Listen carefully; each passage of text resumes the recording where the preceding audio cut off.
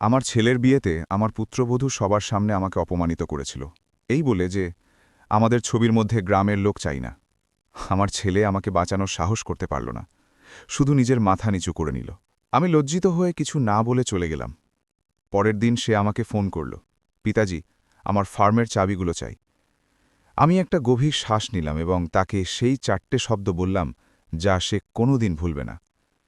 কিন্তু আমাকে শুরু থেকে বলা উচিত, কিভাবে একজন পিতা যে সবকিছু দিয়েছিল শেষে নিজের পুত্রবধূ দ্বারা অপমানিত হল, যাকে তার ছেলে পছন্দ করেছিল, এবং কিভাবে 4টে সাধারণ শব্দ জীবনকে চিরকালের জন্য বদলে দিতে পারে। আমার নাম প্রেমচাঁদ শর্মা।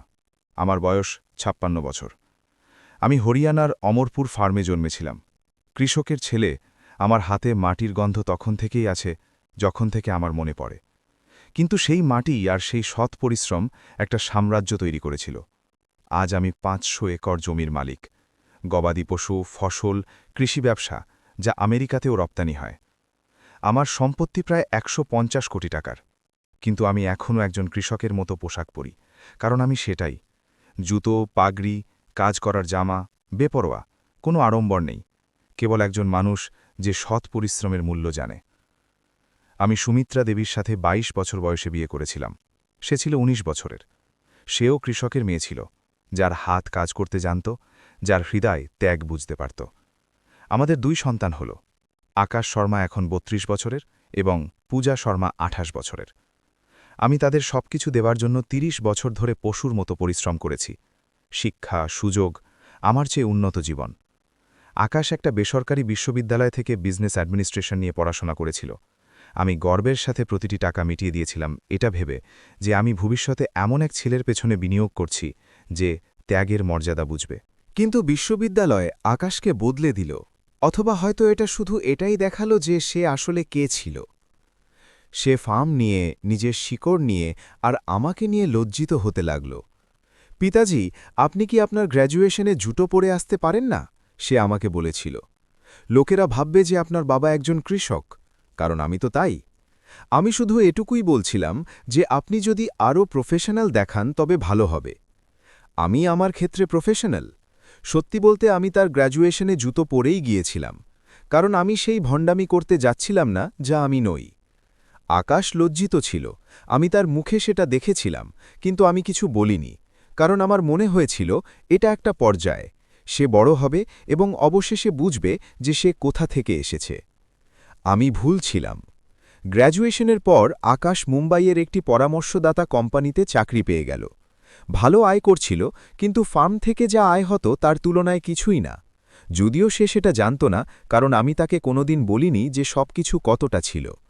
আমি চেয়েছিলাম সে আমার মতো বিনয়ী ও পরিশ্রমী হোক। সেখানেই তার দেখা হল ঈশা মিত্তালের সাথে, এক কাপড় ব্যবসায়ীর মেয়ে, এমন এক পরিবারের যার কাছে প্রজন্মের পর প্রজন্ম ধরে টাকা ছিল, নাম ছিল, প্রতিপত্তি ছিল, আর আমার মতো লোকেদের জন্যে ছিল ঘৃণা। প্রথমবার যখন আকাশ তাকে ফার্মে নিয়ে এলো, তখন তার মুখের ভাবই সবকিছু বলে দিয়েছিল। সে খুব কষ্টে নিজের ঘৃণা লুকিয়ে চারপাশটা এমনভাবে দেখছিল যেন সে বাড়ির বদলে কোনো চিড়িয়াখানায় এসেছে। আপনার সাথে দেখা করে খুব ভালো লাগলো প্রেমচাঁদজি, সে একটা মিথ্যে হাসির সাথে বলল। আকাশ আমাকে এ ব্যাপারে অনেক কিছু বলেছে। আপনাকে স্বাগত। আমি আশা করি আপনি আরাম পাবেন। ওহ, আমি নিশ্চিত এটা বেশ কৌতূহলজনক হবে। সুমিত্রা দেবীও সেটা খেয়াল করেছিলেন। সে আমাদের পছন্দ করে না, সেই রাতে সে আমাকে বলেছিল। তার মুখে সেটা পরিষ্কার বোঝা যাচ্ছে। হয়তো তার শুধু সময় দরকার। সে শহরের মেয়ে, এটা তার কাছে আলাদা। অথবা হয়তো সে ঠিক তেমনটাই, যেমনটা তাকে দেখে মনে হচ্ছে। আর আকাশ তাকে দেখে খুব মুগ্ধ। সুমিত্রা দেবী ঠিকই বলেছিলেন, সব সময় যেমনটা বলেন।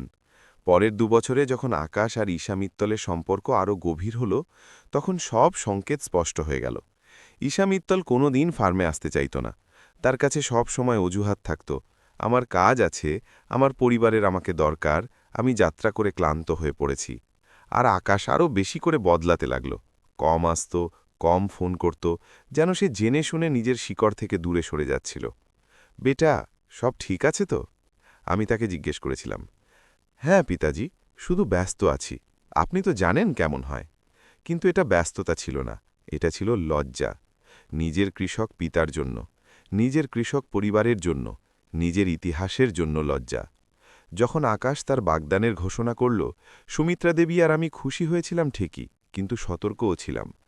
আমি আশা করি ঈশা মিত্তল তাকে খুশি রাখবে, সুমিত্রা দেবী বলেছিলেন। আমি বললাম আমি আশা করি সে আকাশকে আর আমাদের সম্মান করবে। বিয়ের পরিকল্পনা সব কিছু প্রকাশ করে দিয়েছিল। ঈশা মিত্তলের সব কিছুই চাই বড় আর জাঁকজমকপূর্ণ। একটা 5 তারা হোটেলে 300 অতিথি আর সব ধরনের বিলাসিতা নিয়ে বিয়ে। আর এই সব কিছুর খরচ কে দেবে? আমি আকাশকে একান্তে জিজ্ঞেস করেছিলাম। ঈশা মিত্তলের বাবা মা অবদান রাখছেন, আর আমার কিছু জমানো টাকা আছে। সেটা কি সেই বিয়ের জন্য যথেষ্ট যা তারা পরিকল্পনা করছে? ঠিক আছে, আমি বলতে যাচ্ছিলাম আপনি কি সাহায্য করতে পারেন? হয়তো একটু।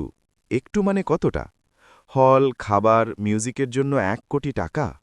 একদিনের জন্য 1 কোটি টাকা? সেই সব লোকেদের প্রভাবিত করার জন্য যারা হয়তো তাদের ভালোবাসবেও না। কিন্তু সে আমার ছেলে ছিল, আর বাবা মায়েরা দিয়েই থাকেন। ঠিক আছে, কিন্তু একটা শর্তে। কি শর্ত? যে তারা আমাকে আর তোমার মাকে সম্মান করবে। তারা যেন আমাদের সাথে লজ্জাজনক কোনো গ্রামের লোকের মতো ব্যবহার না করে। তারা যেন আমাদের গুরুত্ব দেয়। অবশ্যই পিতাজি, ঈশা মিত্তল আপনাকে সত্যি খুব সম্মান করে। আরও একটা মিথ্যে, কিন্তু আমি বিশ্বাস করতে চেয়েছিলাম। আমি নিঃশব্দে 1 কোটি টাকা দিয়ে দিলাম। এমন এক বিয়েতে অবদান রাখলাম যা আমার ছেলের সেই মহিলার সাথে মিলনের উৎসব ছিল যে আমাকে ঘৃণা করত। বিয়ের আগের সপ্তাহগুলো খুব উত্তেজনার ছিল। ঈশা মিত্তলের প্রতিটি ব্যাপারে মতামত ছিল, আর সেই মতামতে খুব কমই আমার বা সুমিত্রা দেবীর জন্য সম্মান থাকত। প্রেমচাঁদজি, আপনি কি বিয়েতে স্যুট পরবেন? সে পারিবারিক এক নৈশভোজের সময় আমাকে জিজ্ঞেস করেছিল। আমি আমার ভালো কারুকাজ করা কুর্তা পাজামা পরার কথা ভাবছিলাম। ওটাই প্রথাগত। কুর্তা পাজামা, স্যুট নয়। এটা একটা আনুষ্ঠানিক বিয়ে প্রেমচাঁদজি, কোনো ফার্মের পার্টি নয়। এটাই আমার ছেলের বিয়ে, আর আমি সেই পোশাকই পরব যাতে আমি আরাম বোধ করি। মর্যাদা থাকবে, কিন্তু অকৃত্রিম হবে। আকাশ আমার দিকে ফিরল। তুমি তোমার বাবার সাথে কথা বলতে পারো, এটা খুব গুরুত্বপূর্ণ। আর আমার ছেলে আকাশ, যাকে আমি মেরুদণ্ড সম্পন্ন মানুষ হিসেবে বড় করেছিলাম, সে বলল, পাপা, হয়তো শুধু এই একবারের জন্য আপনি আমার জন্য স্যুটটা পরুন। আপনার জন্য নয়, না ওর জন্য। প্লিজ এটাকে কঠিন করবেন না। আমি কোনো কিছুই কঠিন করছি না। আমি শুধু সেটাই পড়তে চাই যা আমি। এটা কি খুব খারাপ? এটা খারাপ নয়, শুধু এই ধরনের অনুষ্ঠানের জন্য উপযুক্ত নয়। তাহলে হয়তো আমি এই ধরনের অনুষ্ঠানেরই উপযুক্ত নই। পাপা, নাটক করবেন না। নাটক? সে আমাকে নাটকবাজ বলল, শুধু এজন্যে যে আমি আমার পরিচয় ও মর্যাদা বজায় রাখতে চেয়েছিলাম এক বিয়েতে যার জন্য আমিই টাকা দিচ্ছিলাম। আমি রাজি হলাম। আমি স্যুট কিনলাম। এজন্য নয় যে আমি একমত ছিলাম, বরং এজন্যই যে আমি আকাশের দিনটা নষ্ট করতে চাইনি। কারণ আমার এখনও আশা ছিল বিয়ের পর সব ঠিক হয়ে যাবে। ঈশা একটু নরম হবে, পরিবার আবার পরিবার হয়ে উঠতে পারবে। আমি কতটা সরল ছিলাম। বিয়ের দিনটা এলো। মুম্বাইয়ের এক বিলাসবহুল 5 তারা হোটেলে, অসাধারণ দৃশ্যের মাঝে, ঠিক যেমনটা ঈশা স্বপ্ন দেখেছিল। বিদেশ থেকে আনা ফুল, রাজকীয় সাজসজ্জা, সুস্বাদু খাবার, সবকিছু বড় আকারে সেই কৃষক দ্বারা অর্থায়ন করা হয়েছিল যে নাকি ছবির জন্য উপযুক্ত ছিল না। সুমিত্রা আর আমি সময়মতো পৌঁছলাম, যথাযথভাবে পোশাক পরে। সে একটা সুন্দর শাড়িতে, আমি সেই স্যুটে, যাতে আমার নিজেকে একজন ভণ্ড মনে হচ্ছিল। কিন্তু আমরা সেখানে হাসছিলাম, নিজের ছেলের পাশে দাঁড়িয়েছিলাম। অনুষ্ঠান খুব সুন্দর ছিল। আকাশ খুব খুশি দেখাচ্ছিল। ঈশাকে বিজয়ী মনে হচ্ছিল, যেন সে কোনো পুরস্কার জিতেছে। আর হয়তো সে জিতেও ছিল। একজন হ্যান্ডসাম স্বামী, একটা বিলাসবহুল বিয়ে, আর নিজের সমাজের বন্ধুদের প্রভাবিত করার একটা দিন। অনুষ্ঠানের পর ছবির সময় এলো।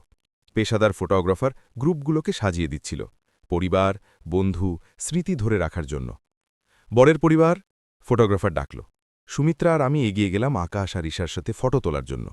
এটা সেই মুহূর্ত যার জন্য বাবা মায়েরা অপেক্ষা করেন, নিজের ছেলের জীবনের সবচেয়ে গুরুত্বপূর্ণ দিনে তার পাশে থাকা। কিন্তু তখনই ঈশা হাত তুলল। থামো, এভাবে নয়। এভাবে নয় কেন? আমি জিজ্ঞেস করলাম। প্রেমচাঁদ আঙ্কেল, সুমিত্রা আন্টি, হয়তো ভালো হবে যদি আপনারা এক পাশে থাকেন, একদম মাঝখানে নয়। এক পাশে কেন? আমরা তো বাবা মা। আমি জানি, কিন্তু ছবিগুলোর অ্যাস্থেটিক্স খারাপ হবে। আমরা চাই মেন ফটোগুলো বেশি ইউনিফর্ম দেখাক। ইউনিফর্ম? সুমিত্রা কাঁপা গলায় বলল। আপনি জানেন, আমার পরিবারের দিক থেকে যারা আছেন তারা অনেক বেশি কোঅর্ডিনেটেড দেখান। অপমান স্পষ্ট ছিল, যদিও বিনয়ী শব্দের আড়ালে লোকানো ছিল।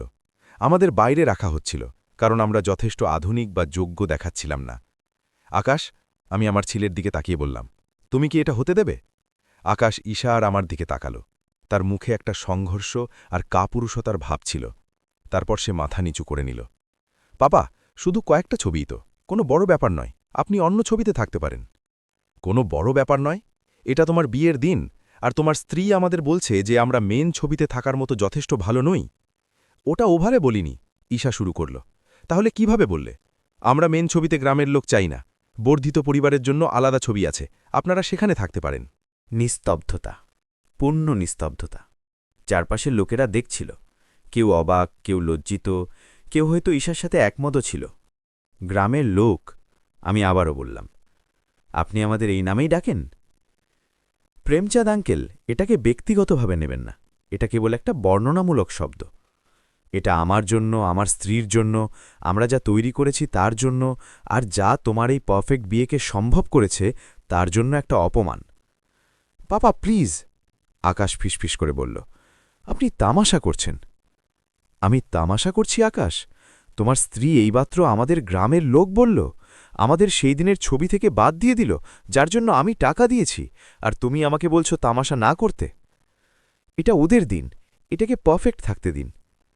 আমি ওটাকে পারফেক্ট করতে পারবো না সেই সব লোকেদের অপমান করে যারা তোমাকে সব কিছু দিয়েছে। তাহলে হয়তো আপনার চলে যাওয়া উচিত, ঈশা ঠান্ডা ও অনুতাপহীন গলায় বলল, যদি আপনি আমাদের দিনে আমাদের ইচ্ছাকে সম্মান করতে না পারেন। আমি আমার ছেলের দিকে তাকালাম। আশা করেছিলাম সে কিছু বলবে, আমাকে বাঁচাবে, নিজের স্ত্রীকে তার জায়গা বুঝিয়ে দেবে, কিন্তু সে কেবল নিজের মাথা নিচু করে রইল, ঈশার কাছে নয়, বরং আমার কাছে লজ্জিত হয়ে। আর সেই মুহূর্তে কিছু একটা ভেঙে গেল, শুধু আমার হৃদয় নয়, বরং সম্মানও। এক ছেলের ভ্রান্ত ধারণার ওপর ভিত্তি করে তৈরি পিতৃতুল্য ভালোবাসা, যাকে আমি বড় করেছিলাম। কারণ আমার সামনে যে আসল লোকটা দাঁড়িয়েছিল, সে একজন অচেনা কাপুরুষ, যে পিতার মর্যাদার চেয়ে স্ত্রীর স্বীকৃতিকে বেছে নিয়েছিল। ঠিক আছে, আমি শান্ত গলায় বললাম, আমরা যাচ্ছি। তোমাদের পারফেক্ট দিন, পারফেক্ট ছবি আর পারফেক্ট জীবন উপভোগ করো। প্রেমচাঁদ আঙ্কেল, কেউ একজন শুরু করল, হয়তো বিবাদ মেটানোর চেষ্টা করছিল। না না, এটাই ঠিক আছে। সুমিত্রা, চলো যাই। সুমিত্রা নিঃশব্দে কাঁদছিল, মর্যাদার সাথে, যেমন সে সবসময় সবকিছু করে।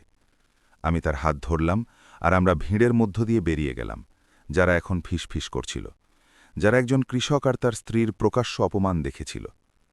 আমাদের কেউ থামাল না, না আকাশ, না তার বন্ধুরা, না অন্য কেউ। আমরা 2 ঘন্টা গাড়ি চালিয়ে অমরপুর ফার্মে ফিরে এলাম। নিস্তব্ধতার মধ্যে সুমিত্রা মাঝে মাঝে কাঁদছিল। আমি স্টিয়ারিং হুইলটার রাগে, কষ্টে আর বাড়তে থাকা সংকল্পের সাথে শক্ত করে ধরেছিলাম। আমরা কি করব? সুমিত্রা অবশেষে জিজ্ঞেস করল।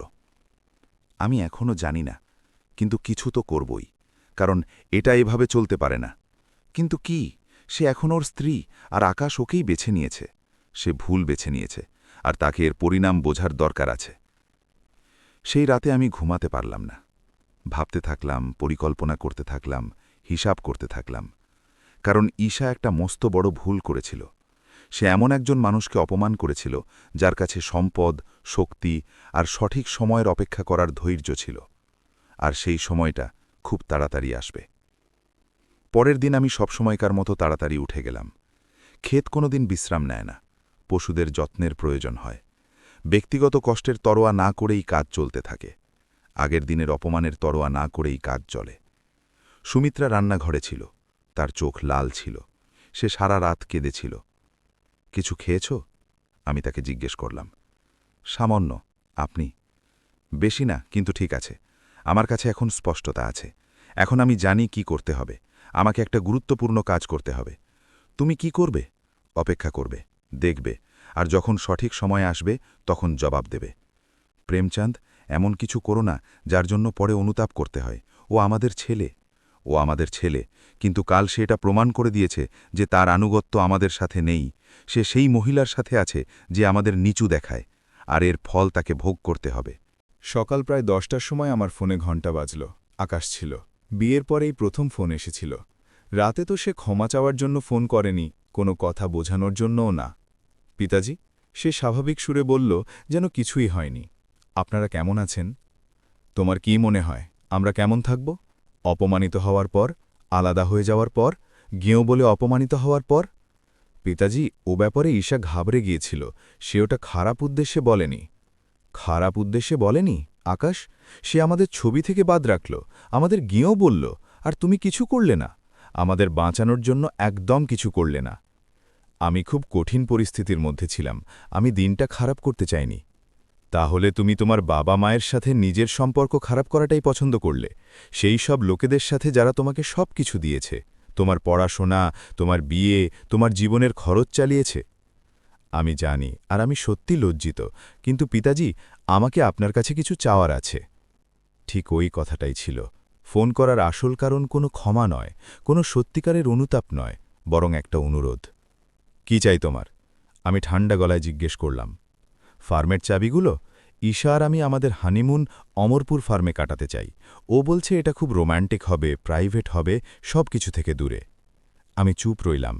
সেই অধ্যত্ত আর সেই পূর্ণ লজ্জাহীনতাকে বোঝার চেষ্টা করছিলাম। কাল সে আমাদের অপমান করল, আমাদের ছবিতে থাকার অযোগ্য গিয়েও বলল, আর আজ সে আমার ফার্ম, একজন কৃষকের রক্তজল করা পরিশ্রমে তৈরি ফার্ম, নিজের রোম্যান্টিক হানিমুনের জন্য ব্যবহার করতে চায়। পিতাজি, আপনি কি আছেন? আমি এখানেই আছি, আমি শুধু তোমার আবদারের কথা ভাবছি। আমি জানি আপনি রেগে আছেন, কিন্তু পিতাজি, এটা মাত্র 1 সপ্তাহের ব্যাপার, আর ঈশার কাছে এটার অনেক মূল্য। এটা আপোষ করার মতো ব্যাপার হবে। এটা দেখানোর মতো যে আর কোনো পুরনো ক্ষোভ নেই। আমার সম্পত্তি ব্যবহার করে আপোষ করা, এটা আপোষ নয়, এটা সুবিধা। পিতাজি প্লিজ, আমি জানি কাল সব গোলমাল হয়ে গেছে, কিন্তু আমরা তো পরিবার, আর পরিবার ক্ষমা করে দেয়, পরিবার সম্মানও করে। আর কাল তোমাদের কারোর থেকেই সম্মান পাওয়া যায়নি, আমি জানি, আর আমরা এর ক্ষতিপূরণ দেব। কিন্তু তার জন্য আমাদের একটা সুযোগ দরকার, আর ফার্মে কাটানো এই 1 সপ্তাহ একটা শুরু হতে পারে। আমি একটা গভীর শ্বাস নিলাম, নিজের উত্তরের হিসেব করতে করতে। আমি তাকে তৎক্ষণাৎ না বলতে পারতাম, তাকে ঠিকঠাক বলে দিতে পারতাম আমি কি ভাবছি, কিন্তু আমি অন্য কিছু ঠিক করলাম, কিছুটা বেশি কৌশলগত। ঠিক আছে, আমি অবশেষে বললাম, সত্যি পিতাজি, ধন্যবাদ, আমি জানতাম আপনি বুঝবেন, কিন্তু কিছু শর্ত আছে। কি শর্ত? প্রথমত, তুমি আর ঈশা নিজেরা এখানে এসে চাবি নিয়ে যাবে, আমি কোনো কুরিয়ারে পাঠাবো না। যদি তুমি আমার ফার্ম ব্যবহার করতে চাও, তবে তুমি আমার সামনে এসে চাবি চাওয়ার সম্মানটুকু দেবে। ঠিক আছে, আমরা এটা করতে পারি। আর কি? দ্বিতীয়ত, যখন তোমরা এখানে আসবে, তখন ঈশা তোমার মা আর আমার কাছে ঠিকভাবে ক্ষমা চাইবে, যা সে কাল করেছিল, যেভাবে সে আমাদের সাথে ব্যবহার করেছিল তার জন্য। পিতাজি, এটা আমার অলঙ্ঘনীয় শর্ত। হয় তোমরা আসো, ক্ষমা চাও আর চাবি নাও, নতুবা কোনো চাবি নেই। তুমি ঠিক করো। লাইনে নিস্তব্ধতা ছেয়ে গেল। আমি আকাশকে কারোর সাথে তর্ক করতে শুনছিলাম, হয়তো ঈশার সাথে, ফিসফিস করা কিছু কথা। তারপর সে ফিরে এলো। ঠিক আছে, আমরা কাল সকালে আসছি, আমি তোমার এখানে অপেক্ষা করব। আমি ফোন কেটে দিলাম, আর সুমিত্রা, যে সব শুনছিল, সে আমাকে চিন্তিত নজরে দেখল। তুমি কি পরিকল্পনা করছো? বিচার, না বেশি না কম। প্রেমচাঁদ, সাবধান থেকো। প্রতিশোধ নিলে শান্তি পাওয়া যায় না। এটা প্রতিশোধ নয়, এটা শিক্ষা, আর আকাশ ও ঈশার এটা শেখা প্রয়োজন। সেই সন্ধ্যায় আমি আমার উকিলকে ফোন করলাম, রোহান, সেই লোক যে 20 বছর ধরে আমার মামলা সামলাচ্ছে।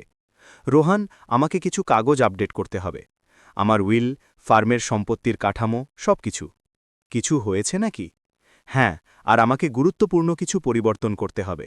কি ধরনের পরিবর্তন? আকাশ সবকিছুই প্রধান উত্তরাধিকারী ছিল, ফার্ম, ব্যবসা, সবকিছু। আমি ওটা পুরোপুরি বদলে দিতে চাই, পুরোপুরি। আমি চাই সবকিছু আমার মেয়ে পূজা পাক, আর সুমিত্রার জন্য একটা ট্রাস্ট তৈরি করতে চাই। কিন্তু আকাশকে কোনো কিছুরই নিয়ন্ত্রণ দেওয়া চলবে না।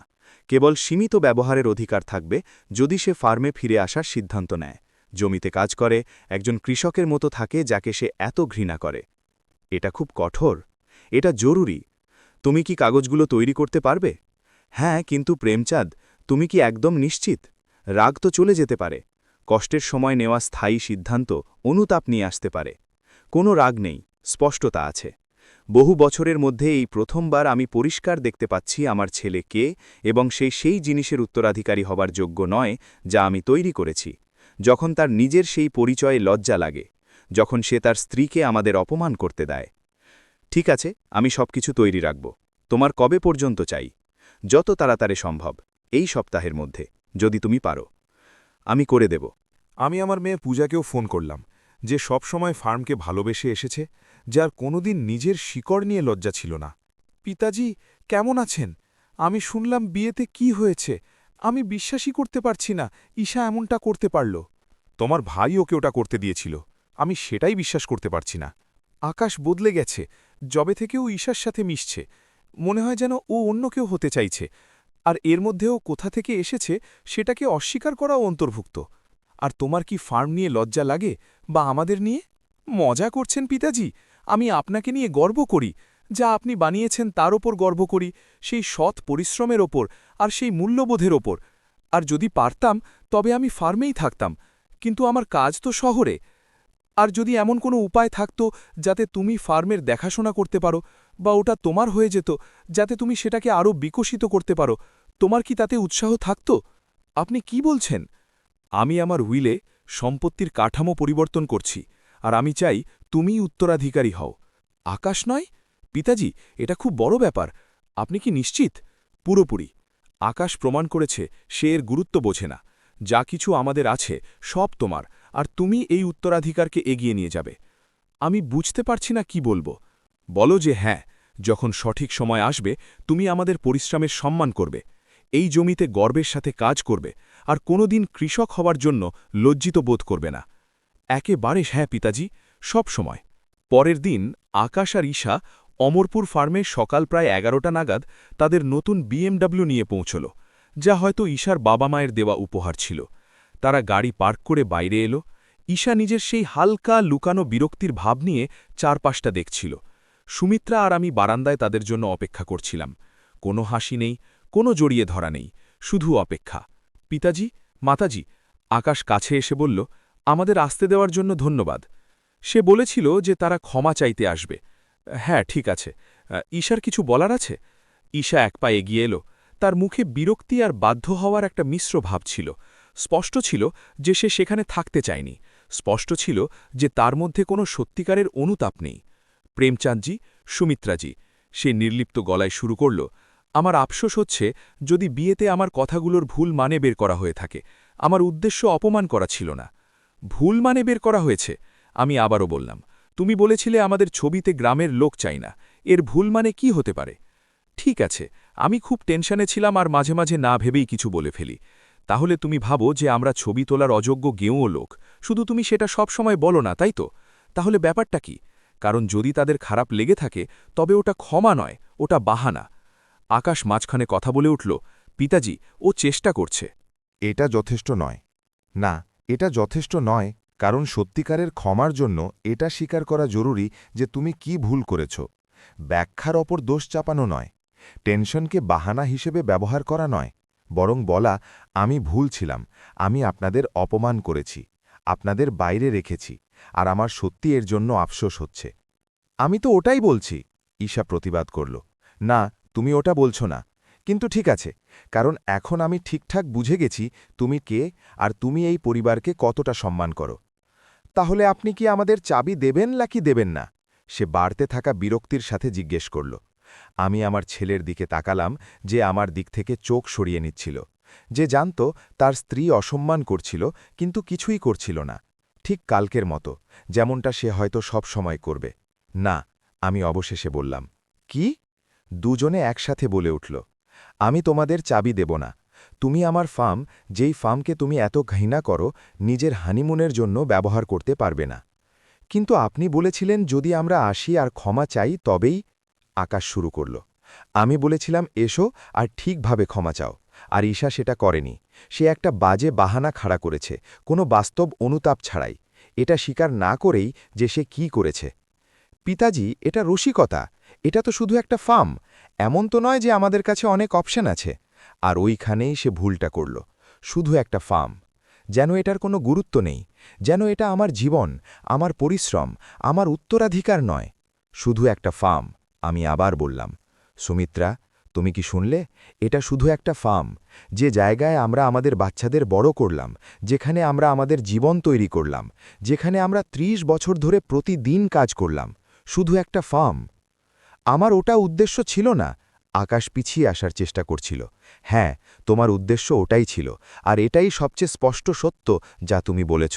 তোমার কাছে এটা শুধু একটা ফার্ম, কোনো বাস্তব মূল্য ছাড়াই, কোনো গুরুত্ব ছাড়াই, কেবল তখনই দরকারি যখন তোমার ওটা প্রয়োজন। আপনি ঠিক বলছেন না? ঠিক ঠিক, তুমি ন্যায়ের কথা বলতে চাও? আমি তোমার বিয়েতে 1 কোটি টাকা খরচ করেছিলাম, এক এমন বিয়ে যেখানে আমার অপমান হয়েছে, আমাকে বাইরে রাখা হয়েছে, আমাকে অপমান হিসেবে গেয়েও বলা হয়েছে, আর তোমার কাছে আমার সম্মান বাঁচানোর মতো মর্যাদাটুকুও ছিল না। আর এখন তুমি একটা আবদার নিয়ে এসেছো সেই সম্পত্তি ব্যবহার করার জন্য যার তোমার মতে কোনো মূল্য নেই, আর আমিই ঠিক বলছি না? এটা আলাদা না, এটা আলাদা নয়, এটা একদম ঠিক তাই। তুমি সম্পদশালী পিতার সুবিধাগুলো চাও, কিন্তু তাকে সম্মান করার, তাকে গুরুত্ব দেওয়ার, আর যখন তার ওপর আক্রমণ হয় তখন তাকে রক্ষা করার দায়িত্বটা চাও না। ঈশা হস্তক্ষেপ করল। দেখুন প্রেমচাঁদজি, পরিষ্কার বোঝা যাচ্ছে যে এটা কাজ করবে না। আকাশ, চলো এখান থেকে যাই, আমাদের ওদের ফার্মের দরকার নেই। আমরা এমন একটা হোটেলে যেতে পারি যেখানে লোকেরা সভ্য। সভ্য? সুমিত্রা বলল। প্রথমবার তার গলার আগে কাঁপছিল। তুমি আমাদের অসভ্য বলছ, যখন তুমি সেই ব্যক্তি যে সেই সব লোকেদের অপমান করলে যারা তোমাকে আতিথেয়তা দিয়েছে, যারা তোমার বিয়ের জন্য টাকা দিয়েছে। আমি আমার বিয়ের জন্য টাকা দিতে বলিনি। না, কিন্তু তুমি কোনো ধন্যবাদ ছাড়াই, কোনো সম্মান ছাড়াই হাসি মুখে ওটা গ্রহণ করেছ, শুধু নিয়েছ, কারণ তুমি এটাই করো, তুমি শুধু নিতেই জানো। আমাকে এসব শোনার কোনো দরকার নেই, ঈশা গাড়ির দিকে ফিরতে ফিরতে বলল। তুমি ঠিক বলেছ, আমি বললাম। তোমার দরকার নেই, তুমি যেতে পারো আর ফিরে এসো না, কারণ এখন এখানে তোমার আর কোনো স্বাগত জানানো হবে না। আকাশ স্তব্ধ হয়ে গেল। পিতাজি, আপনি এমনটা বলতে পারেন না, আমরা পরিবার। পরিবারের জন্য পারস্পরিক সম্মানের প্রয়োজন হয়, আর সেটা এখানে নেই, তাই না? তোমার এখানে স্বাগত নেই, ততক্ষণ পর্যন্ত নয় যতক্ষণ না দৃষ্টিভঙ্গি, ব্যবহার আর সব কিছুতে বাস্তব পরিবর্তন আসছে। আপনি নাটক করছেন, টেনশনের মুহূর্তে বলা কথাগুলোকে বাড়িয়ে বলছেন। আমি বাড়িয়ে বলছি না, আমি সীমা নির্ধারণ করছি, এমন কিছু যা আমার অনেক আগেই করা উচিত ছিল, যখন থেকে তুমি আমাদের দেখে লজ্জিত হতে শুরু করেছিলে, যখন থেকে আমাদের কম বুঝতে শুরু করেছিলে। আমি কোনোদিন তেমনটা করিনি। আকাশ, আমার দিকে তাকাও, আমার দিকে তাকাও আর সততার সাথে বলো যে তোমার কোনো দিন আমাকে নিয়ে, আমার পোশাক নিয়ে, আমার কাজ নিয়ে বা আমি যা তা নিয়ে লজ্জা লাগেনি। এক দীর্ঘ অস্বস্তিকর নিস্তব্ধতা, কারণ সে না বলতে পারল না। ঠিক তাই, আমি বললাম। তুমি বলতে পারছ না কারণ এটাই সত্যি, আর ঈশা শুধু সেটাই প্রকাশ্যে এনেছে যা তুমি বছরের পর বছর মনে মনে অনুভব করেছ। যাও আকাশ, একটা সভ্য হোটেলে সভ্য লোকেদের সাথে নিজেদের হানিমুন উপভোগ করো, আমাদের মতো গেও লোকেদের থেকে দূরে। প্রেমচাঁদজি, সুমিত্রা আমার হাত ধরে বলল, হয়তো আমাদের এমনটা আমি আগেই ঠিক করে নিয়েছি। ওরা চলে যাবে আর ততক্ষণ ফিরে আসবে না যতক্ষণ না কোনো সত্যিকারের ক্ষমা চাওয়া হচ্ছে, কোনো অজুহাত নয়, কোনো সাফাই নয়, বরং ওরা যা করেছে তার বাস্তব স্বীকারোক্তি, আর আমাদের সাথে ব্যবহারের ধরনে বাস্তব পরিবর্তন। আপনি নাটক করছেন, টেনশনের মুহূর্তে বলা কথাগুলোকে বাড়িয়ে বলছেন। আমি বাড়িয়ে বলছি না, আমি সীমা নির্ধারণ করছি, এমন কিছু যা আমার অনেক আগেই করা উচিত ছিল, যখন থেকে তুমি আমাদের দেখে লজ্জিত হতে শুরু করেছিলে, যখন থেকে আমাদের কম বুঝতে শুরু করেছিলে। আমি কোনোদিন তেমনটা করিনি। আকাশ, আমার দিকে তাকাও, আমার দিকে তাকাও আর সততার সাথে বলো যে তোমার কোনো দিন আমাকে নিয়ে, আমার পোশাক নিয়ে, আমার কাজ নিয়ে বা আমি যা তা নিয়ে লজ্জা লাগেনি। ঈশা আগেই গাড়িতে অপেক্ষা করছিল। আকাশ তার আর আমাদের মাঝখানে নিজেকে বিভক্ত দেখছিল, কিন্তু শেষ পর্যন্ত সে কালকের মতোই আজও ওটাকেই বেছে নিল। সে গাড়ির দিকে হেঁটে গেল, ভেতরে বসল, আর ওরা চলে গেল। সুমিত্রা দেবী কেঁদে ফেললেন। আমরা কি ঠিক করলাম? হ্যাঁ, কারণ যদি আমরা এখন সীমা নির্ধারণ না করি তবে এটা আরও খারাপ হয়ে যাবে। ওরা আমাদের ব্যবহার করতে থাকবে, আমাদের নিচু দেখাতে থাকবে, যতক্ষণ না আর কিছু বাকি থাকবে। আর যদি ওরা কোনোদিন ক্ষমা না চায়, যদি কোনোদিন ফিরে না আসে, তবে আমরা জেনে যাব যে আমরা কোথায় দাঁড়িয়ে আছি, আর সেই অনুযায়ী নিজেদের মানিয়ে নেব। তার মানে কি? তার মানে হলো, যখন আমি থাকব না তখন ফার্ম আকাশের হবে না, বরং পূজার হবে। এমন কারোর হবে যে এটার গুরুত্ব বোঝে, এটার সম্মান করে, যার নিজের শিকড় নিয়ে লজ্জা নেই। আপনি কি আগেই সিদ্ধান্ত নিয়েছেন? আমি উকিলকে ফোন করে দিয়েছি, কাগজপত্রের কাজ চলছে। আকাশ শর্মা এখানে কাজ করার সুযোগ পাবে যদি সে চায়, কিন্তু সে উত্তরাধিকার সূত্রে নিয়ন্ত্রণ পাবে না। সে ওটা বিক্রি করতে পারবে না, সে সেই জিনিসটা ধ্বংস করতে পারবে না যা আমরা বানিয়েছি, কারণ আমার বিশ্বাস নেই যে সে এটার মর্যাদা দেবে। এটা তো একটা বড় সিদ্ধান্ত, এটা একটা জরুরি ও সঠিক সিদ্ধান্ত। পরের কয়েকদিন নিস্তব্ধতা ছেয়ে রইল। আকাশ ফোন করেনি, কিছু লেখেনি, হয়তো রাগে, হয়তো ঈশা মিত্তালকে বলছিল যে তার গ্রামের বাবা মা কতটা অযৌক্তিক ছিল, কিভাবে তারা তাকে বিনা কারণে দূরে সরিয়ে দিল। কিন্তু আমার মনে শান্তি ছিল, কারণ আমি ঠিক কাজটা করেছিলাম। আমি আমার মর্যাদা আর সুমিত্রা দেবীর মর্যাদাকে রক্ষা করেছিলাম আর অসম্মানের জন্য স্পষ্ট পরিণাম নির্ধারণ করেছিলাম। 1 সপ্তাহ পর পূজা আমাদের সাথে দেখা করতে এলো। পিতাজি, আমি শুনলাম আকাশ আর চাবি নিয়ে কি হয়েছে? ও তোমাকে বলেছে? হ্যাঁ, ও রাগে ফোন করেছিল, বলছিল আপনি খুব অযৌক্তিক ছিলেন, আপনি বাড়াবাড়ি করেছেন। কিন্তু আমি সেই সব লোকেদের সাথেও কথা বলেছি যারা বিয়েতে ছিল, আর ওরা আমাকে বলেছে ঈশা মিত্তাল কি বলেছিল, কি করেছিল, আর আপনি কি ভাবছেন। আমার মনে হয় আপনি ভালো করেছেন, খুব ভালো করেছেন। মর্যাদা সম্পন্ন যে কোনো মানুষ যা করত আপনি ঠিক তাই করেছেন। আপনি সীমা নির্ধারণ করেছেন, আর আকাশের এটা বোঝার দরকার আছে যে কর্মের ফল থাকে।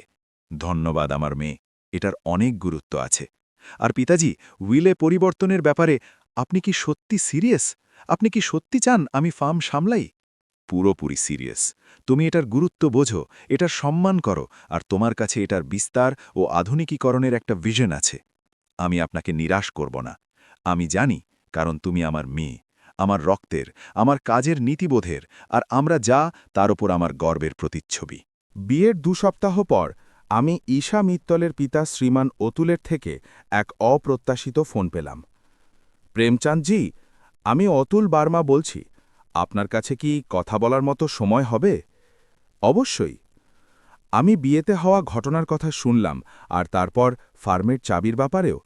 আমি আমার মেয়ের জন্য ক্ষমা চাইতে চাইছিলাম যে সে আপনার সাথে কেমন ব্যবহার করেছে। আমি এটার প্রশংসা করি, কিন্তু ক্ষমাটা তার চাওয়া উচিত। আমি একমত, আর আমি তাকে সম্মান, কৃতজ্ঞতা ও পরিবারের সাথে কেমন ব্যবহার করা উচিত সে ব্যাপারে কড়াভাবে কথা বলেছি। আর সে যেভাবে রক্ষণাত্মক প্রতিক্রিয়া দিয়েছে, সে বলছে আপনিই নাকি বাড়িয়ে বলেছিলেন, আপনি বেশি সংবেদনশীল ছিলেন, আর আপনি একটা সাধারণ মন্তব্যকে খুব গুরুত্ব দিয়ে ফেলেছেন। সাধারণ মন্তব্য? আমাদের ছবিতে গ্রামের লোক চাই না, এটা একটা সাধারণ মন্তব্য? না, এটা তা নয়। আর আমি তাকে ঠিক সেটাই বলেছি। আমার মেয়ে পুরোপুরি ভুল ছিল, আর আমার খুব লজ্জা হচ্ছে। তাহলে আপনি আমাকে কেন ফোন করছেন? আপনি তাকে দিয়ে ফোন কেন করাচ্ছেন না?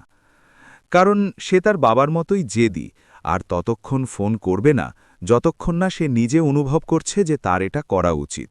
তাই আমি তাকে কারণ দিচ্ছি। কি কারণ? ঈশা মিত্তল এটা জানে না, কিন্তু আমার পরিবার ততটা ধনী নয় যতটা দেখায়। আমাদের ওপর ঋণ আছে, আর্থিক সমস্যা আছে, আর আমরা আশা করেছিলাম আকাশের সাথে বিয়ে আমাদের সম্পদ ও সুযোগের সাথে যুক্ত করবে। তাহলে এই জাঁকজমকপূর্ণ বিয়ে লোকেদের প্রভাবিত করার জন্য আর একটা ইমেজ তৈরির জন্য ছিল? একেবারে তাই।